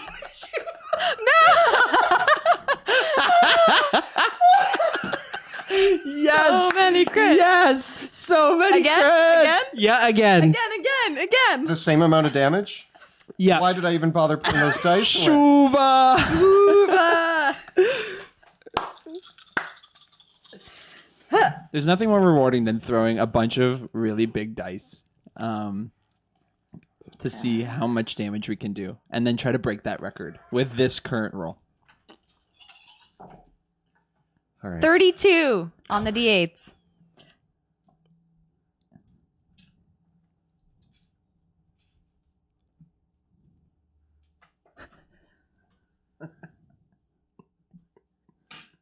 $40.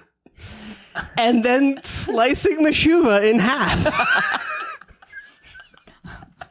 This is great. Did it work? Did it work?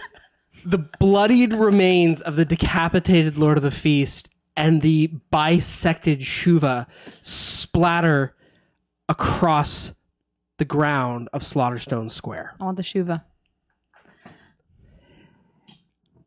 And the keening wail and smoke of the metal of the executioner abates in a moment as the specters fly back towards the bodies of the Lord of the Feast and the Shuva and pull the spirits of them from the bodies as they stand up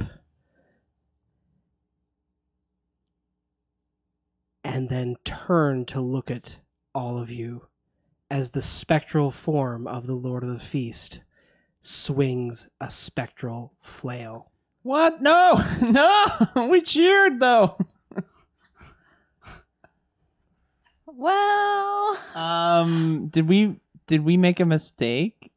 Run, run. well, he doesn't go out of Slaughterstone Square, right? Right? Right? This is all new territory currently. I don't really have a spectral version of them, so you can just put their miniatures back. Oh, good. Yeah. Oh, cool. Cool. Yeah, that's fine.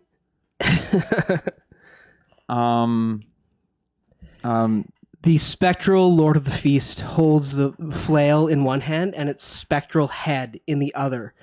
And the bisected Shuva just kind of lumbers forward like two spectral halves towards the gate as the gnolls crash towards the barricade, clamoring towards it. The Lord Commander looks back at you and says, I didn't see that one coming. Yeah, this is whoops. Neither did we. I'm paralyzed. The top of the round. Paluto, Um, what are you going to do? I'm gonna shoot the black flare.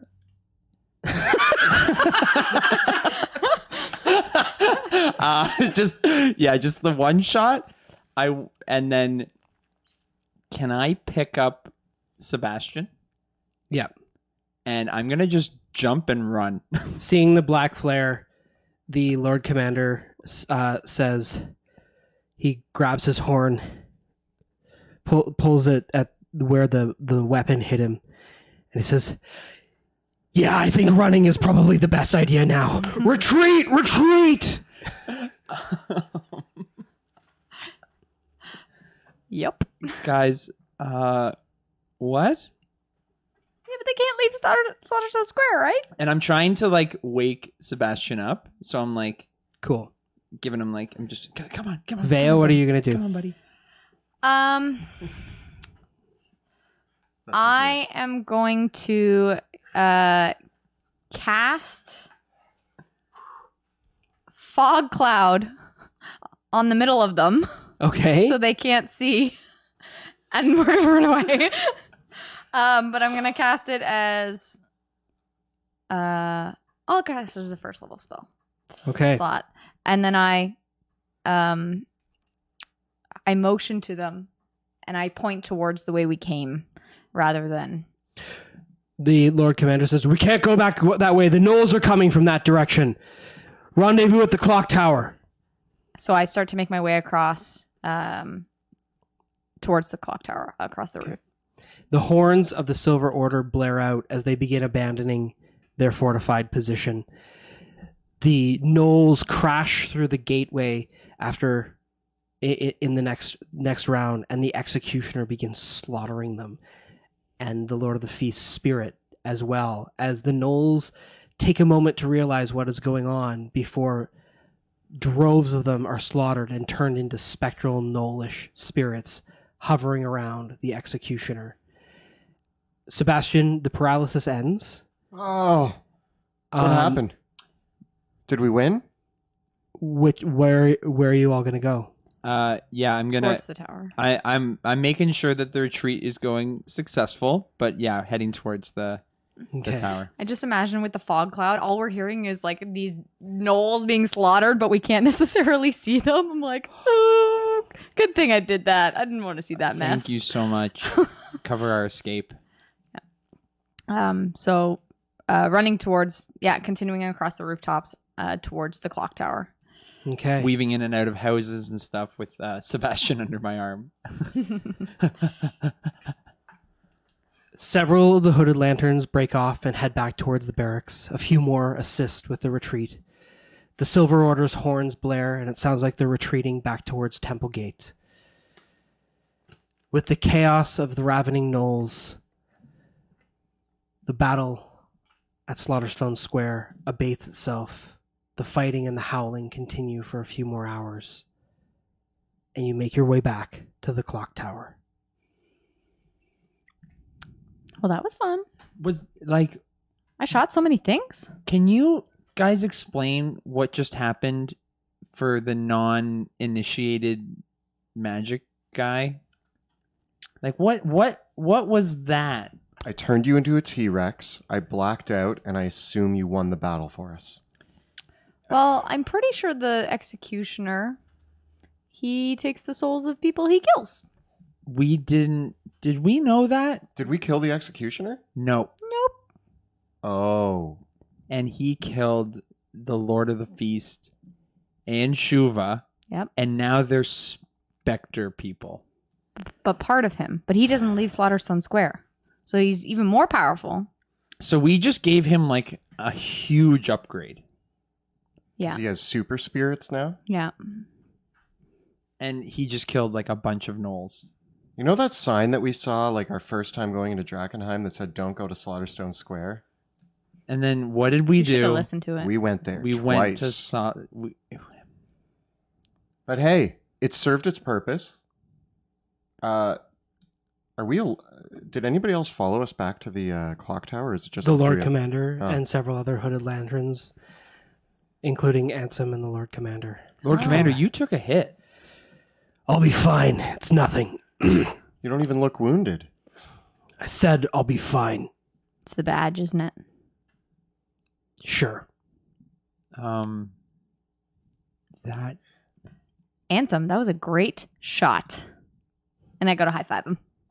He high fives back. Yeah.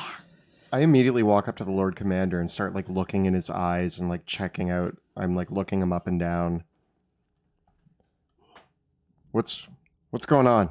He says, I might be an old dog, but I still got a few good tricks up my sleeve. Dog? And he winks at you. Does the wink look familiar? No. Okay. I All did- right. Oh, Thank you for saving my friends. Let's just put it this way. You don't survive 10 years of civil war and 5 years of fighting in the streets of Drakkenheim if you don't know how to take a few hits. This is true. Fair enough. We lost Virgil. That's a shame. He was a good man. Yeah, he was all right. and Flamekeeper Hannah is missing in action, but we saw her in a bad place. Mm. The biggest threat to Cathedral Square is dead. It might be a little while before we can do anything about Slaughterstone Square, but fortunately it doesn't have the strategic value in the city itself that the cathedral does. And it's not saying we can't use it the same way again in the future. This could be our new our new plan. I'm going to admit, I don't like the idea of doing that. What if all the people that this thing kills are just a problem we're going to have to solve again later? Yeah. That's for future Drakenforce to deal with. Now Drakenforce, We dealt with a major problem. I think it's a win. My chest hurts a little. Back in the day, I'm bleeding. Keeping whole. this thing has gone completely haywire. Whatever's happened to the executioner,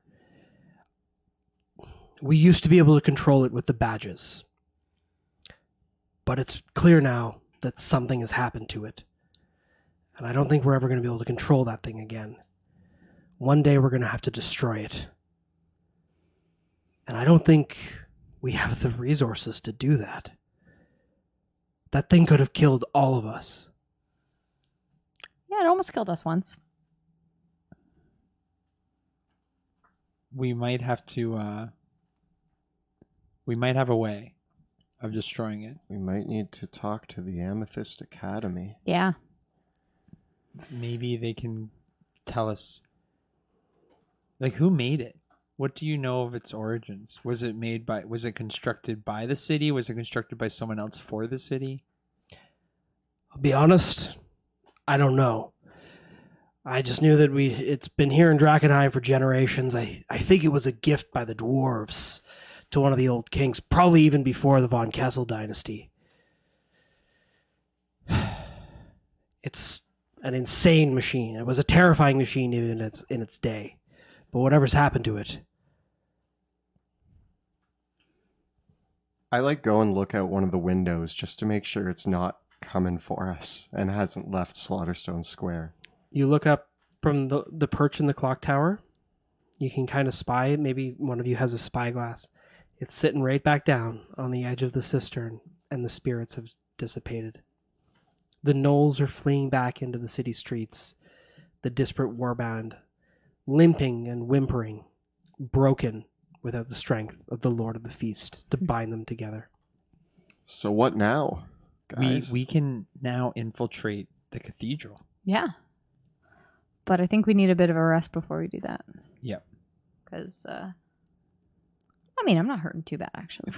If we can now secure the cathedral, we can then move on our, like, we can at least I know it might be a little bit before we're ready for a full attack, but this could be an opportunity.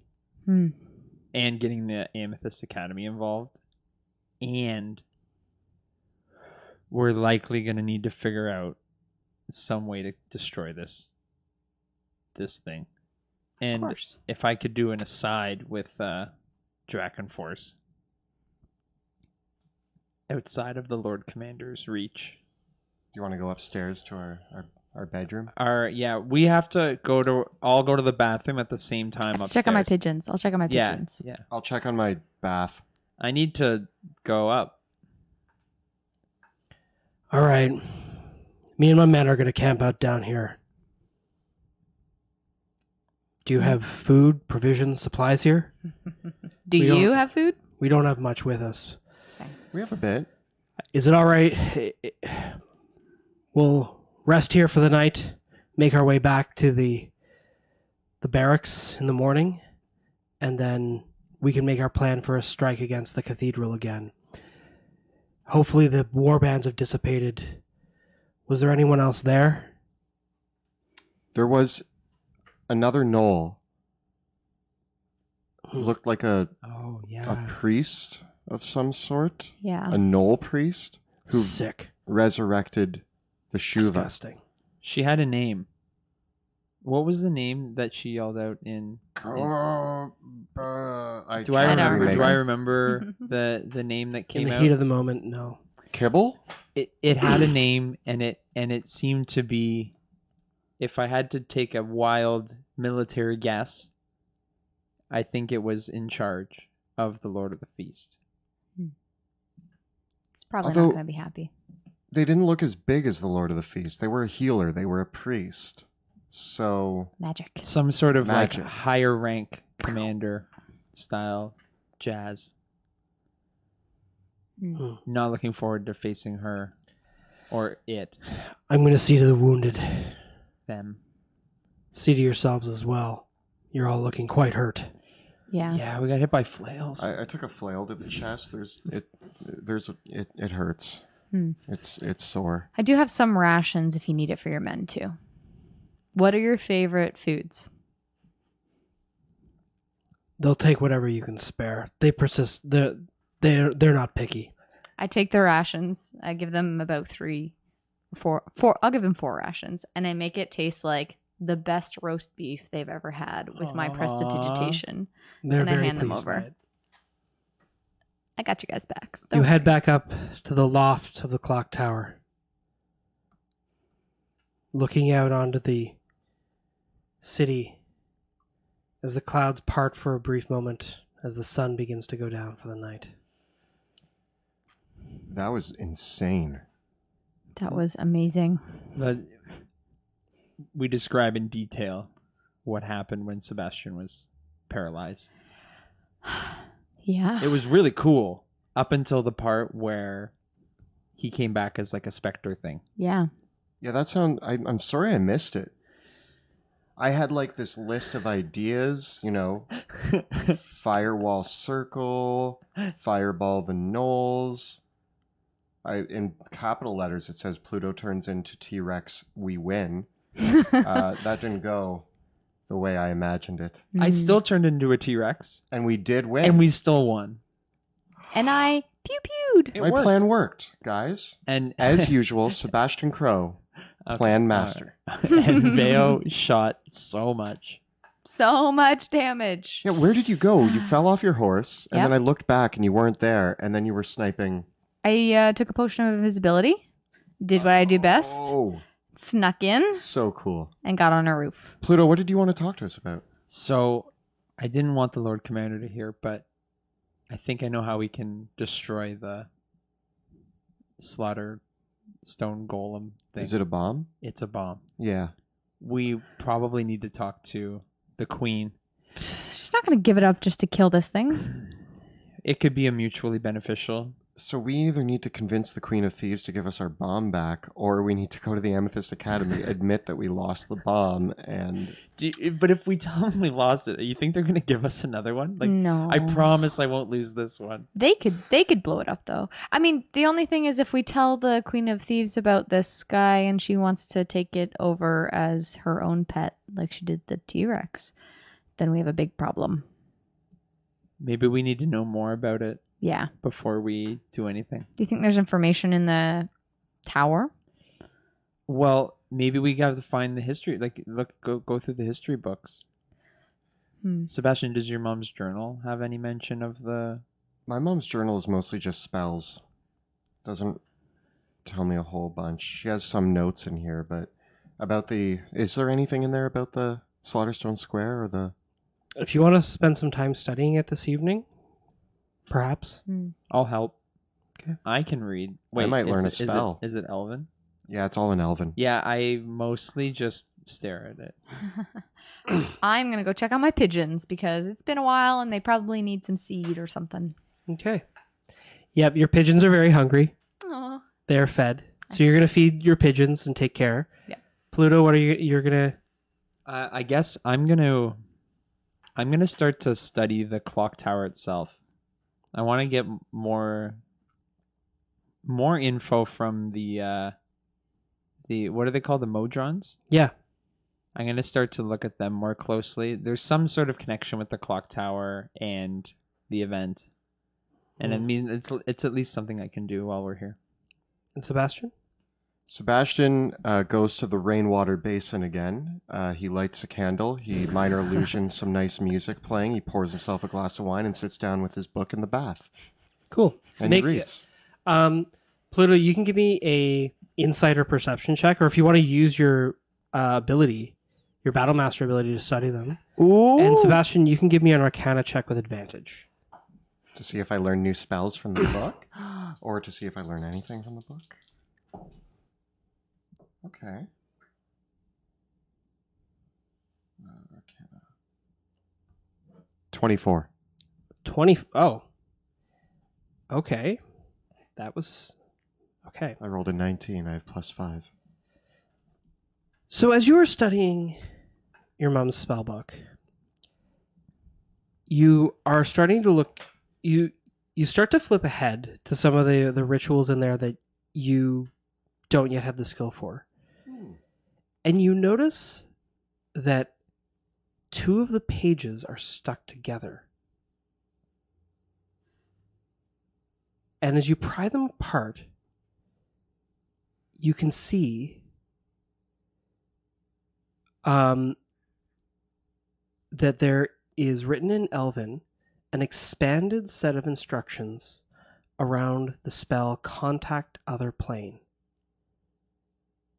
And it says, as you pull the pages apart, "My dear Sebastian, if you're reading this, follow these instructions when you have the power to do so. Signed, your mother." Oh my gosh.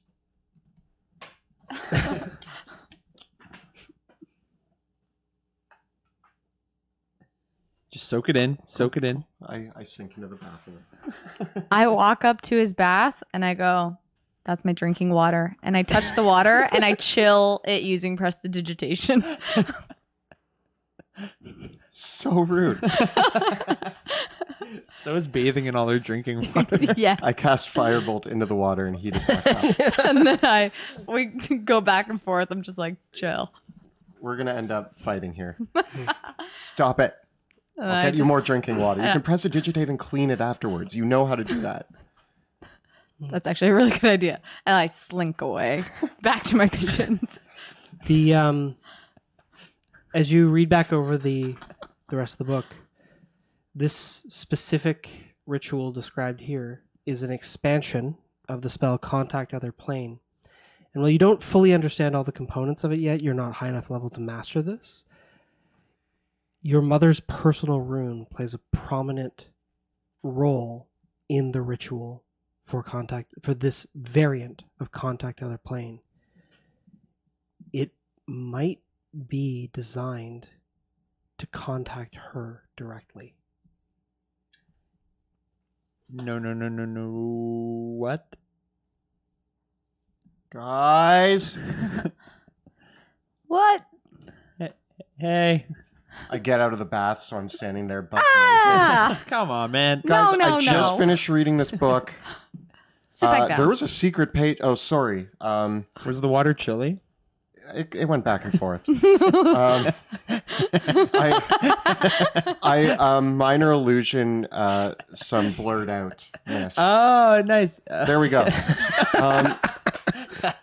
Guys, there was 2 pages stuck together in the book. Mm-hmm. Was it gum? No. It was my mother hiding secrets. Well, I mean, that's not anything That's new. never been. I might be able to get in touch with her, but I need to research this further. That's new. Yeah. You can talk to your mom. I'm not yet. Where do you need to look up research for this? Don't know. I just read this. I just really wanted to share it with you guys. This is a big deal. I'm having a little bit of a panic attack right now. I drank a lot of wine. I go over and I start like rubbing your shoulders with like my cat fingers, and I'm like, "Settle down." Yeah, sit, I kind sit. of roll my eyes. Sit Put down. on a towel. I curl in a ball on the floor. Put a towel I'm gonna around me. drape a towel over you. Okay, Thanks, man. Okay. Thanks for the cat scratchies. you're welcome. Where do you think you need to go next to figure out how to talk to your mom? The tower's got to have something. The tower has to have answers. I know that's what they said, is that the tower would have answers about my mother. And I might be able to contact her? What do you need to do it? What do I need to do it? It mentioned her rune? You would need the components and the skill to cast the ritual contact other plane. Guys, I just need Mhm. I think we should go to the tower at some point, because that's really important. Mm-hmm. And I think I just need to keep practicing magic. I don't know if I can do this yet.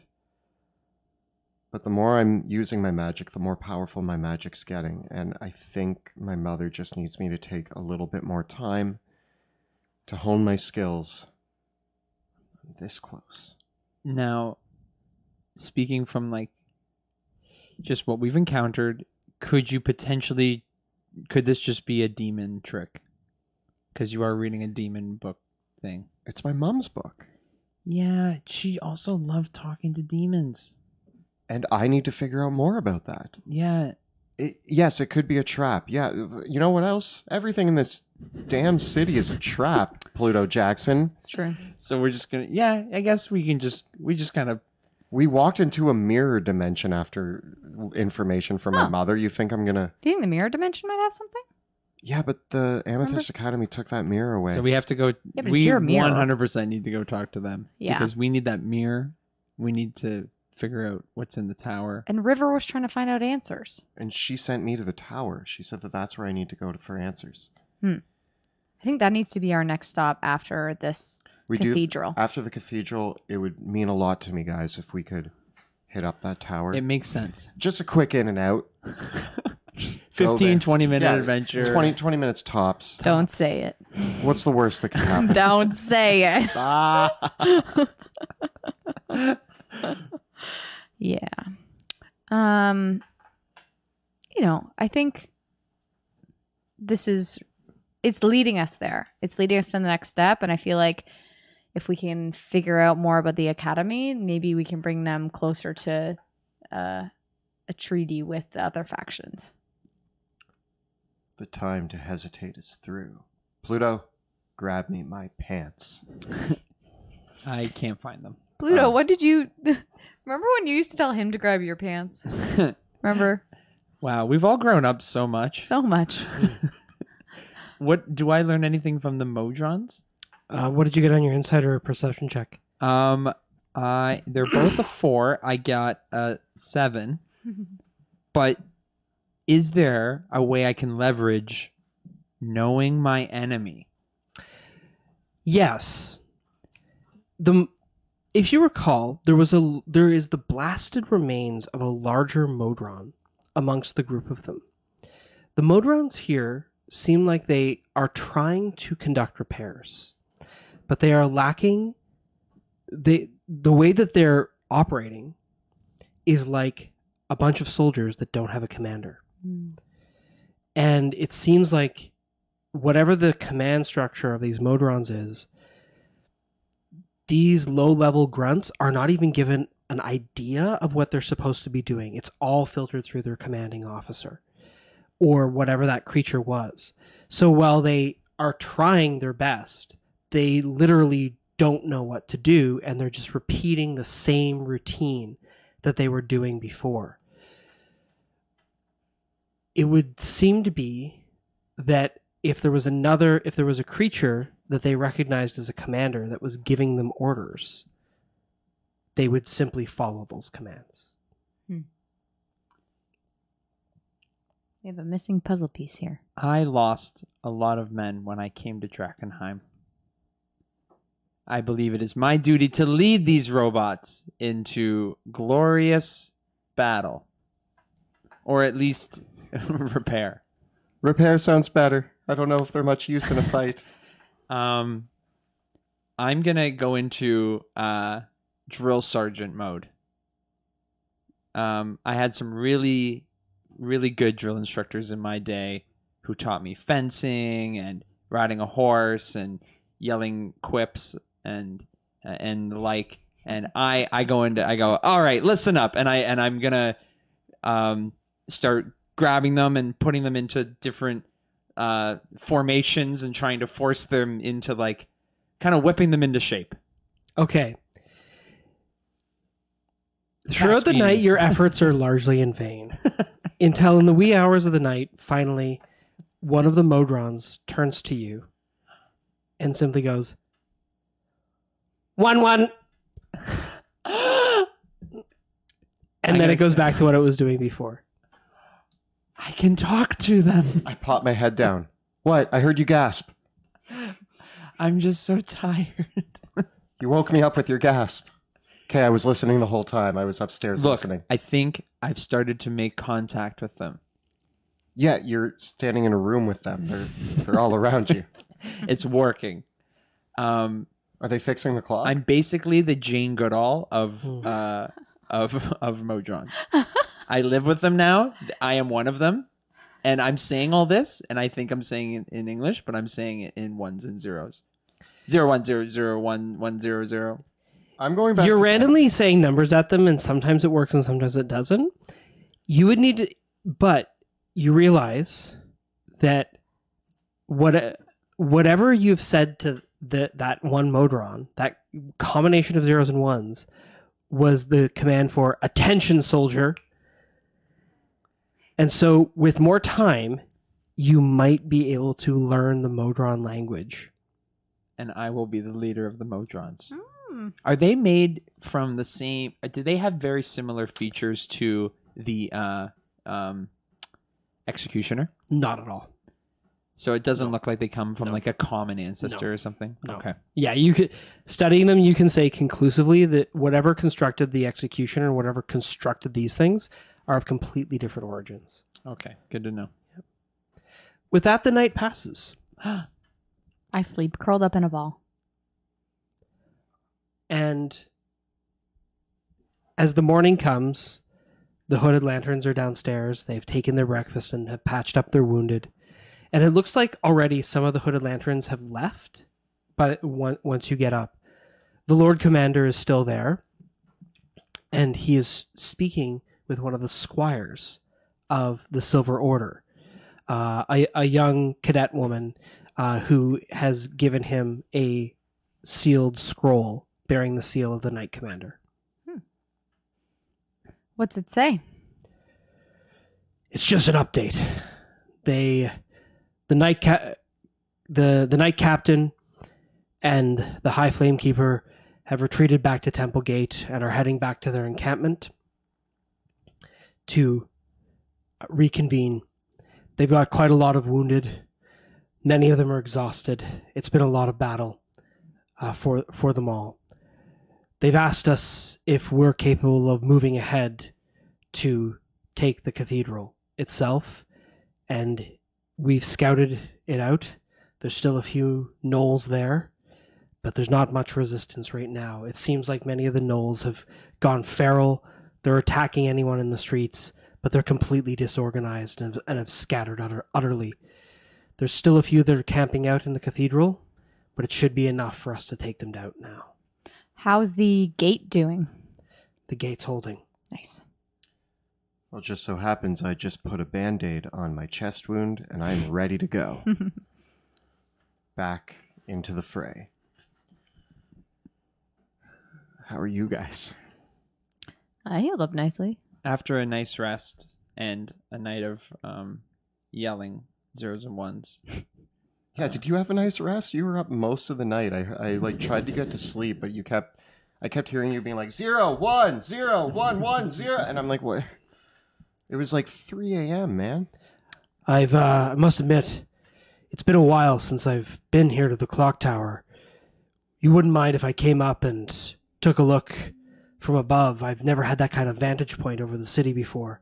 It'd be really great if a few of me and my scouts could get a look up there, maybe update some of our maps. Yeah, I would say so, as long as you don't touch any of my stuff. Do not touch the modrons. The modrons. Don't worry about it. You'll see them on Ignore them.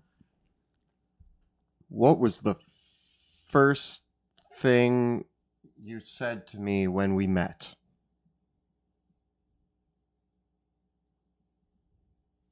He thinks.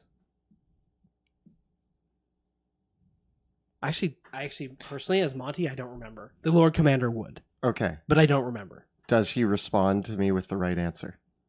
What's the answer you're expecting? I don't know either. Okay, what I'm trying to do is I'm trying to test him because like I don't want this to secretly. I don't trust anybody not being the Queen of Thieves at any given time. So I start bombarding him with like questions about our like history. Mm-hmm. Like just naming them off. Like what did I think of Ansem the first time that I met him? So how's your old dog, Hoover? He answers affirmatively to those questions. Yeah. Like, it's... she kind of reveals herself. I know, but he winked at me earlier and I was like confused a little by it. And I don't want to invite somebody into our like place where we're doing all of our research, all of our planning, our home, and it could be the Queen of Thieves. Like, I just don't want to do that. So Okay. it was just a test. I'm taking precautions. Thank you, Lord Commander. I just can't let anybody upstairs. Don't touch anything. You're in my house now. You're in Veo's house now. Yes. Technically speaking, you are squatting on the rightful property of the king. Squatters' rights? I've been here for like 15 years. Lord Commander, we've gone over this. Until Drakkenheim is reclaimed, this is kind of where we're operating out of. So until such a time that we need to give it back to the city, which we will, Semantics. Yep. this is where we're And operating that's out of. fine. You do so because of your service to the city. It's fine. But just remember that once this place is retaken, maybe we'll actually repair this old tower. I don't know. Maybe we can figure out a deal with somebody, and if you want to take the old place over, maybe one day we can arrange that. Yes. I mean, once the city's reclaimed, I'm probably going to buy a farm just outside. You know, settle down. The Lord Mayor and the Steward used to be the ones that handled all the real estate in Drakkenheim. Oh, Dad. You know, maybe have a couple kids. Yeah. Maybe not. He did do a great job. Find a knight. Shining armor. I have to admit, Who's gonna save you? Johann Eisner and I often didn't see eye to eye on a lot of things. You know, I felt like many times I had to beg my way past him to talk to the king. It really frustrated me. And it seemed like, Johann had a good head on his shoulders. He was very, very organized. But man, did he like bureaucracy. Yeah, I feel that. He was a strong man to deal with. But I think he respected the order of the king, the monarchy, and I think having a little bit of that right now in Drakkenheim is not the worst kind of thoughts. So if we can keep what he believed alive, I think Drakkenheim will be okay. We've won a real big victory here. The Silver Order was a great set of allies for us, but we've got a lot of problems still in this city if we want to retake it. And we want to get a lot of order happening around here. The Silver Order has asked me a few more things. This is a letter from the High Flamekeeper, Ophelia Reed. And it's following the words of the Hierarch of the Sacred Fire.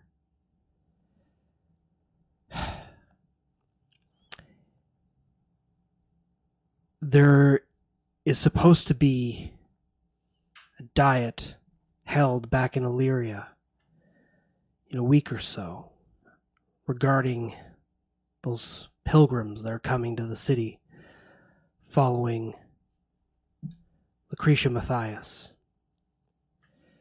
Apparently, she sent a bunch of her own representatives to attend this diet and defend her, because apparently this whole thing with them is triggering a crisis of faith.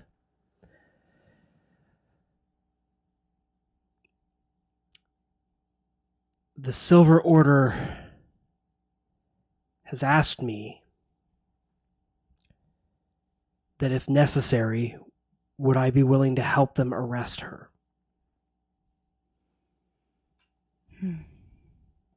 Arrest her with plans to question her and keep her safe, or arrest her with plans to execute her? That's all going to depend on the results of the diet. Depending on what Lucretia Matthias' representatives say, what the Hierarch says. Normally, if one of these things were called, we would expect a royal representative to oversee it as a neutral arbiter. There's nobody neutral. There's no royal assent to decide whether or not the people that follow this new set of beliefs or the old ways are the correct ones. Isn't that why we're heading to the cathedral? I've got some status behind my name. Do you think I could oversee? Or no? Are they looking for royalty within Drakkenheim? It seems like a whole kangaroo trial to me right now, as far as I'm concerned. It seems like they're taking advantage of the fact that there is no royalty to act as a neutral arbiter over these proceedings. Whenever there's been a crisis of faith in the past, there's many different denominations of our faith. All of us worship the light in a different way, but never before has there been such a large protest against the Hierarch. That's what this whole thing is becoming. Lucretia Matthias is claiming that the authority of the traditional Flamekeepers is meaningless.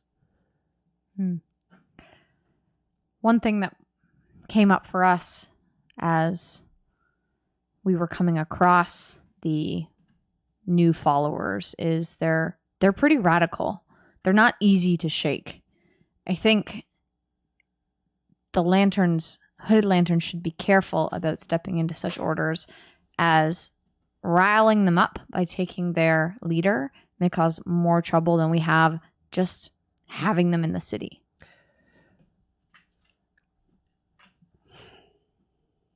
I know. But you need to know that even amongst my soldiers, there's two things that keep most of them going. their faith, and their loyalty to the nation. And for a lot of them, this whole talk of an age of heroes, it's very inspiring for them, especially being so close to it. I've even had a couple of my own people desert the Lanterns and go off to join them directly. It's happening too in the Silver Order. We're losing people to battle, but we're losing people in their hearts and minds. Like Veo said before, we need to destroy her. The leader of the cult of the falling fire. The followers of the falling fire. We need to destroy Her image, beliefs. her Yeah, images, her image. and show people who she truly is How do we do that? to get back their favor towards the That would require disproving true light. her religious beliefs. How do we do that? Well, I don't know if this is a wise idea. But they believe that the delirium is some sort of magical light that they put inside them. They think it's going to save them when they stab it into their chest. Mm. What if we show them what it can do? What it's done to the queen? I mean, I don't think the word of that has gotten out yet. The queen could be not only a way to bring down their faith, but she could also be a potential arbiter Mm-hmm. to show them that and help us reinstate your faith, your side of the faith. I have to be honest with you both, though. I don't know that what Lucretia Matthias says is wrong. What if she's right? What if she actually knows something about the delirium that we don't? I mean, I had plans to infiltrate to learn, but you can't get through that front door without jamming a piece of delirium into your heart, so we were stopped pretty short on that path. I was hoping to learn as much as I could about them before making a final decision on them to see if they were onto something. But I don't want to jam rocks in my heart. None of us do. Not magical But ones. that's just for their highest level believers. That's what they There's- teach us. So many people throughout the nations that are hearing this as a new gospel. They believe it. They don't need to jam a piece of delirium into their hearts to take that message to heart. Yeah, but if we're going to learn more about her, then we need to get into her base. We need to figure out what she's up to. We need to figure out what she's seen, what she knows. I have a copy of her book. Like we So do I. I mean, I've seen it. She's got a lot of real objections, too, against the church itself. You know, there's the whole business that's been brewing for years about the fact that all the flame keepers are women. There's so many more objections that people have to the way the church handles money, politics, all sorts of things. The fact that the hierarch is the de facto leader of Illyria. All of those things are issues that they take up with them. They don't need to even deal with delirium itself to cause a crisis of faith. And if more and more people are coming,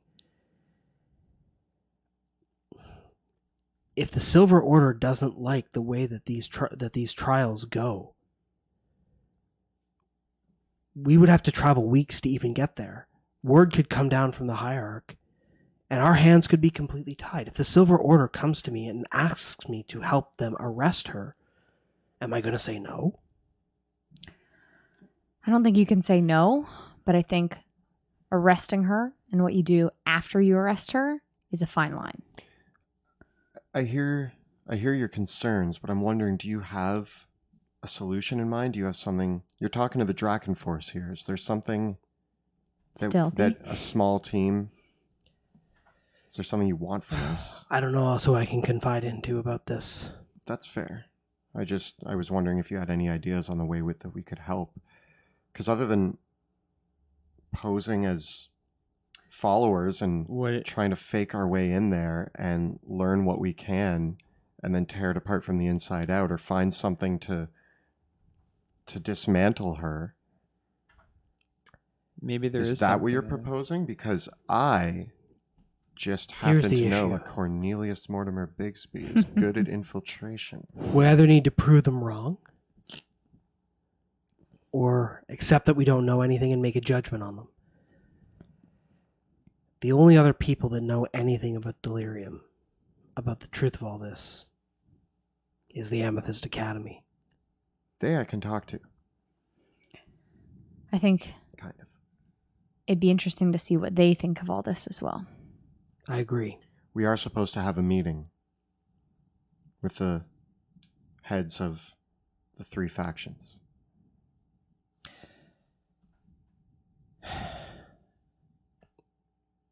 We'll make the arrangements for it.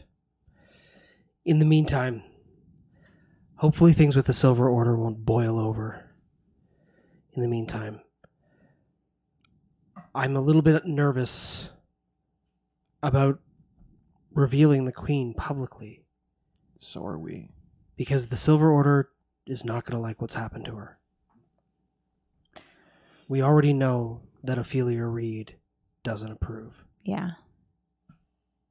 But I wonder what their intentions are around not liking it. Is it solely faith, or what she can pose as a threat to their power in potentially being a ruler of Drakkenheim? I don't know yet. Maybe we can save her reveal for if we get orders to kidnap Ophelia Reed or to bring her to justice, because you mean Lucretia Matthias? Sorry, Lucretia Matthias. Yeah. If we get if it turns out that the faith starts to break, maybe she can be our wild card to show people what really happens when she's a last-ditch effort. Mm-hmm. This is like what happens when you start to trust the Delirium. We've been relying on the Silver Order for a lot of things, though. And if they're going to help us to re-sanctify the cathedral, I feel like we're committing to whatever they ask of us. We're committing to them as long as they don't do anything that could pull Drakkenheim apart at the seams. All right. Maybe we should do it quickly. With that, then, what's our plan for the cathedral? The square should be clear. It shouldn't require too many people now to clear the rest of it out. Are the 3 of you going to take point on that? Yes. Yes. Yeah. Fine. We will hold it while they perform the ritual. We will bring only who's needed. There are the vaults below the cathedral. There's going to be many important documents down there, including, most likely, the last will and testament of Aldrich von Kessel. I am trusting you 3 to secure those. We want to see them too. Yep. That's our prime objective. We need to restore balance in Drakonheim. All right. Here's the plan. We're going to go in, take the cathedral. Something's going to be going on in the bowels of it. If the gnolls haven't gotten down there and used it as a den of some kind, who else knows what's down there? They'll probably press a second attack, so me and my men will hold the upper levels while you get down there and secure things. We'll clear things out while the gnolls continue to attack it. Make way for the Silver Order. Ophelia Reed and her Flamekeepers will come in and re-sanctify it. And hopefully once all that's done, we have the documents we need, and the cathedral will be another bastion of power in the city for us. Sounds good. I like it. When do we start? As soon as we can recoup from the battle at Slaughterstone Square. Well, we can go today. Or we can give you another day. What do you need? I think As soon as possible. the time is now. Aye. As long as your men are ready to go. I've tapped out a lot of my soldiers, Makes sense. They've worked hard. but I've got a few still left in reserve that are fresh. Same with the Silver Order. We're ready to handle it. All right. Breakfast? Sounds good. Always good. Yeah. That's where we'll end for tonight. Oh. Oh. That was awesome. That was so crazy. What happened? Yeah. I thought we were definitely taking out both of them tonight, but the executioner got so scary. So scary. So fast. It was that 180. I had no idea. Yeah. Did we know? Did we know and forget? No, we didn't. We knew that he had souls. I didn't know that he could gain more souls. Because when we fought him last time, we just escaped. We didn't see him We just ran away. Yeah. kill anybody. And I'm sorry if I made an executive call, but I thought there's no way we could fight that thing. Yeah, no, that's fair. No, it's good. I don't think. I think we need a little bit of help. With I'm that sorry one. that I pushed you back in there, turned you into a T-Rex, and then instantly got paralyzed. Seems like a bad play now. That was great. It was great. It seemed really epic in my head, and then it flipped. And it wasn't. And it was sad. It was the flail. amusing Pluto almost died. from Veo's vantage point. Bye, Pluto. T-Rex. Nope. Yeah, the T-Rex just got completely shut down. Yeah. Which Oh, well. happens sometimes. I know. Yeah. But It yeah, I happens. think it was still so epic. The chase. Next time, fortify. Yeah, you guys played really, really well. Yeah.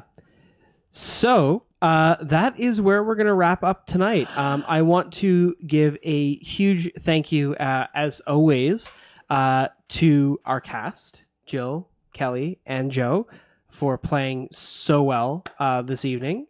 Quite a few close calls there, but you did it. You We did did it. it. Yeah. We did okay. We did it. I kind of feel like my dice really helped you out there with the 2 crits at the end. Oh, that was Yeah, beautiful. that was insane. That was Yeah. I thought that battle was. beautiful. I think we all I- thought that battle. I was thought that was going going to to last a little bit longer, but yeah. The Yeah, these are Crits. What an end. And a massive thank you to Kyle, who runs things behind the scenes, but also a thank you to Kirsten, who is shadowing tonight, because Kirsten's going to be taking over for Kyle next week, because he's going out east. So they will have a ton of fun as well. So good. Awesome. Yeah. Yay. And also a thank you to Axe and Shield for providing us with the awesome gaming accessories. We got to see the initiative tracker, which is really awesome, just really helpful for keeping track of all of the monsters that we had to fight tonight. He also makes amazing flight stands and terrain stands and all sorts of other cool gear. So definitely check out Axe and Shield. And always a huge shout out to Tabletop Audio for providing the ambient music to elevate our game. I hope the chase music was kept you on your seat. I hear we had some issues tonight, but Oh, that happens. But check it out on your own, tabletopaudio.com. It's all free. Use it for your own games and just for fun. Thank you to 100 Years Bor for the amazing voiceover in our intro video, always leading the way into Drakkenheim with the amazing voice. Check them out here streaming on Twitch. And of course, we have our new merch store up and ready on Teespring. Check out the links below, as well as on the shelf on YouTube. We have things like Troll Killer up, ready to go. Yes, yes, yes. And of course, the Draken Force t-shirt. So take a look at those. They're up and ready to go. If you do enjoy our stream and want to help support our work, please check us out on Patreon. You can find it by following the links below or at patreon.com/dungeon_dudes. if you do join our Patreon, you get to join our amazing Discord channel as well, where you can chat with all of us about all things Drakkenheim, all things D&D, and a bunch of other just fun things too. It's just a great place to hang out. I really like the community that's formed in there. There's some good. really cool people, some really nice people, and it's just fun to chat. Kelly and I post new videos every Thursday on our YouTube channel where we cover everything D&D. So be sure to check us out on YouTube as well at youtube.com/dungeondudes. We got lots of guides for players and dungeon masters coming to you every week on Thursdays, as well as all prior episodes of the campaign. New episodes of this video, if you didn't catch the entire thing, go up every Friday. Thank you so much for watching, and we will see you next time in the Dungeons of Drakkenheim.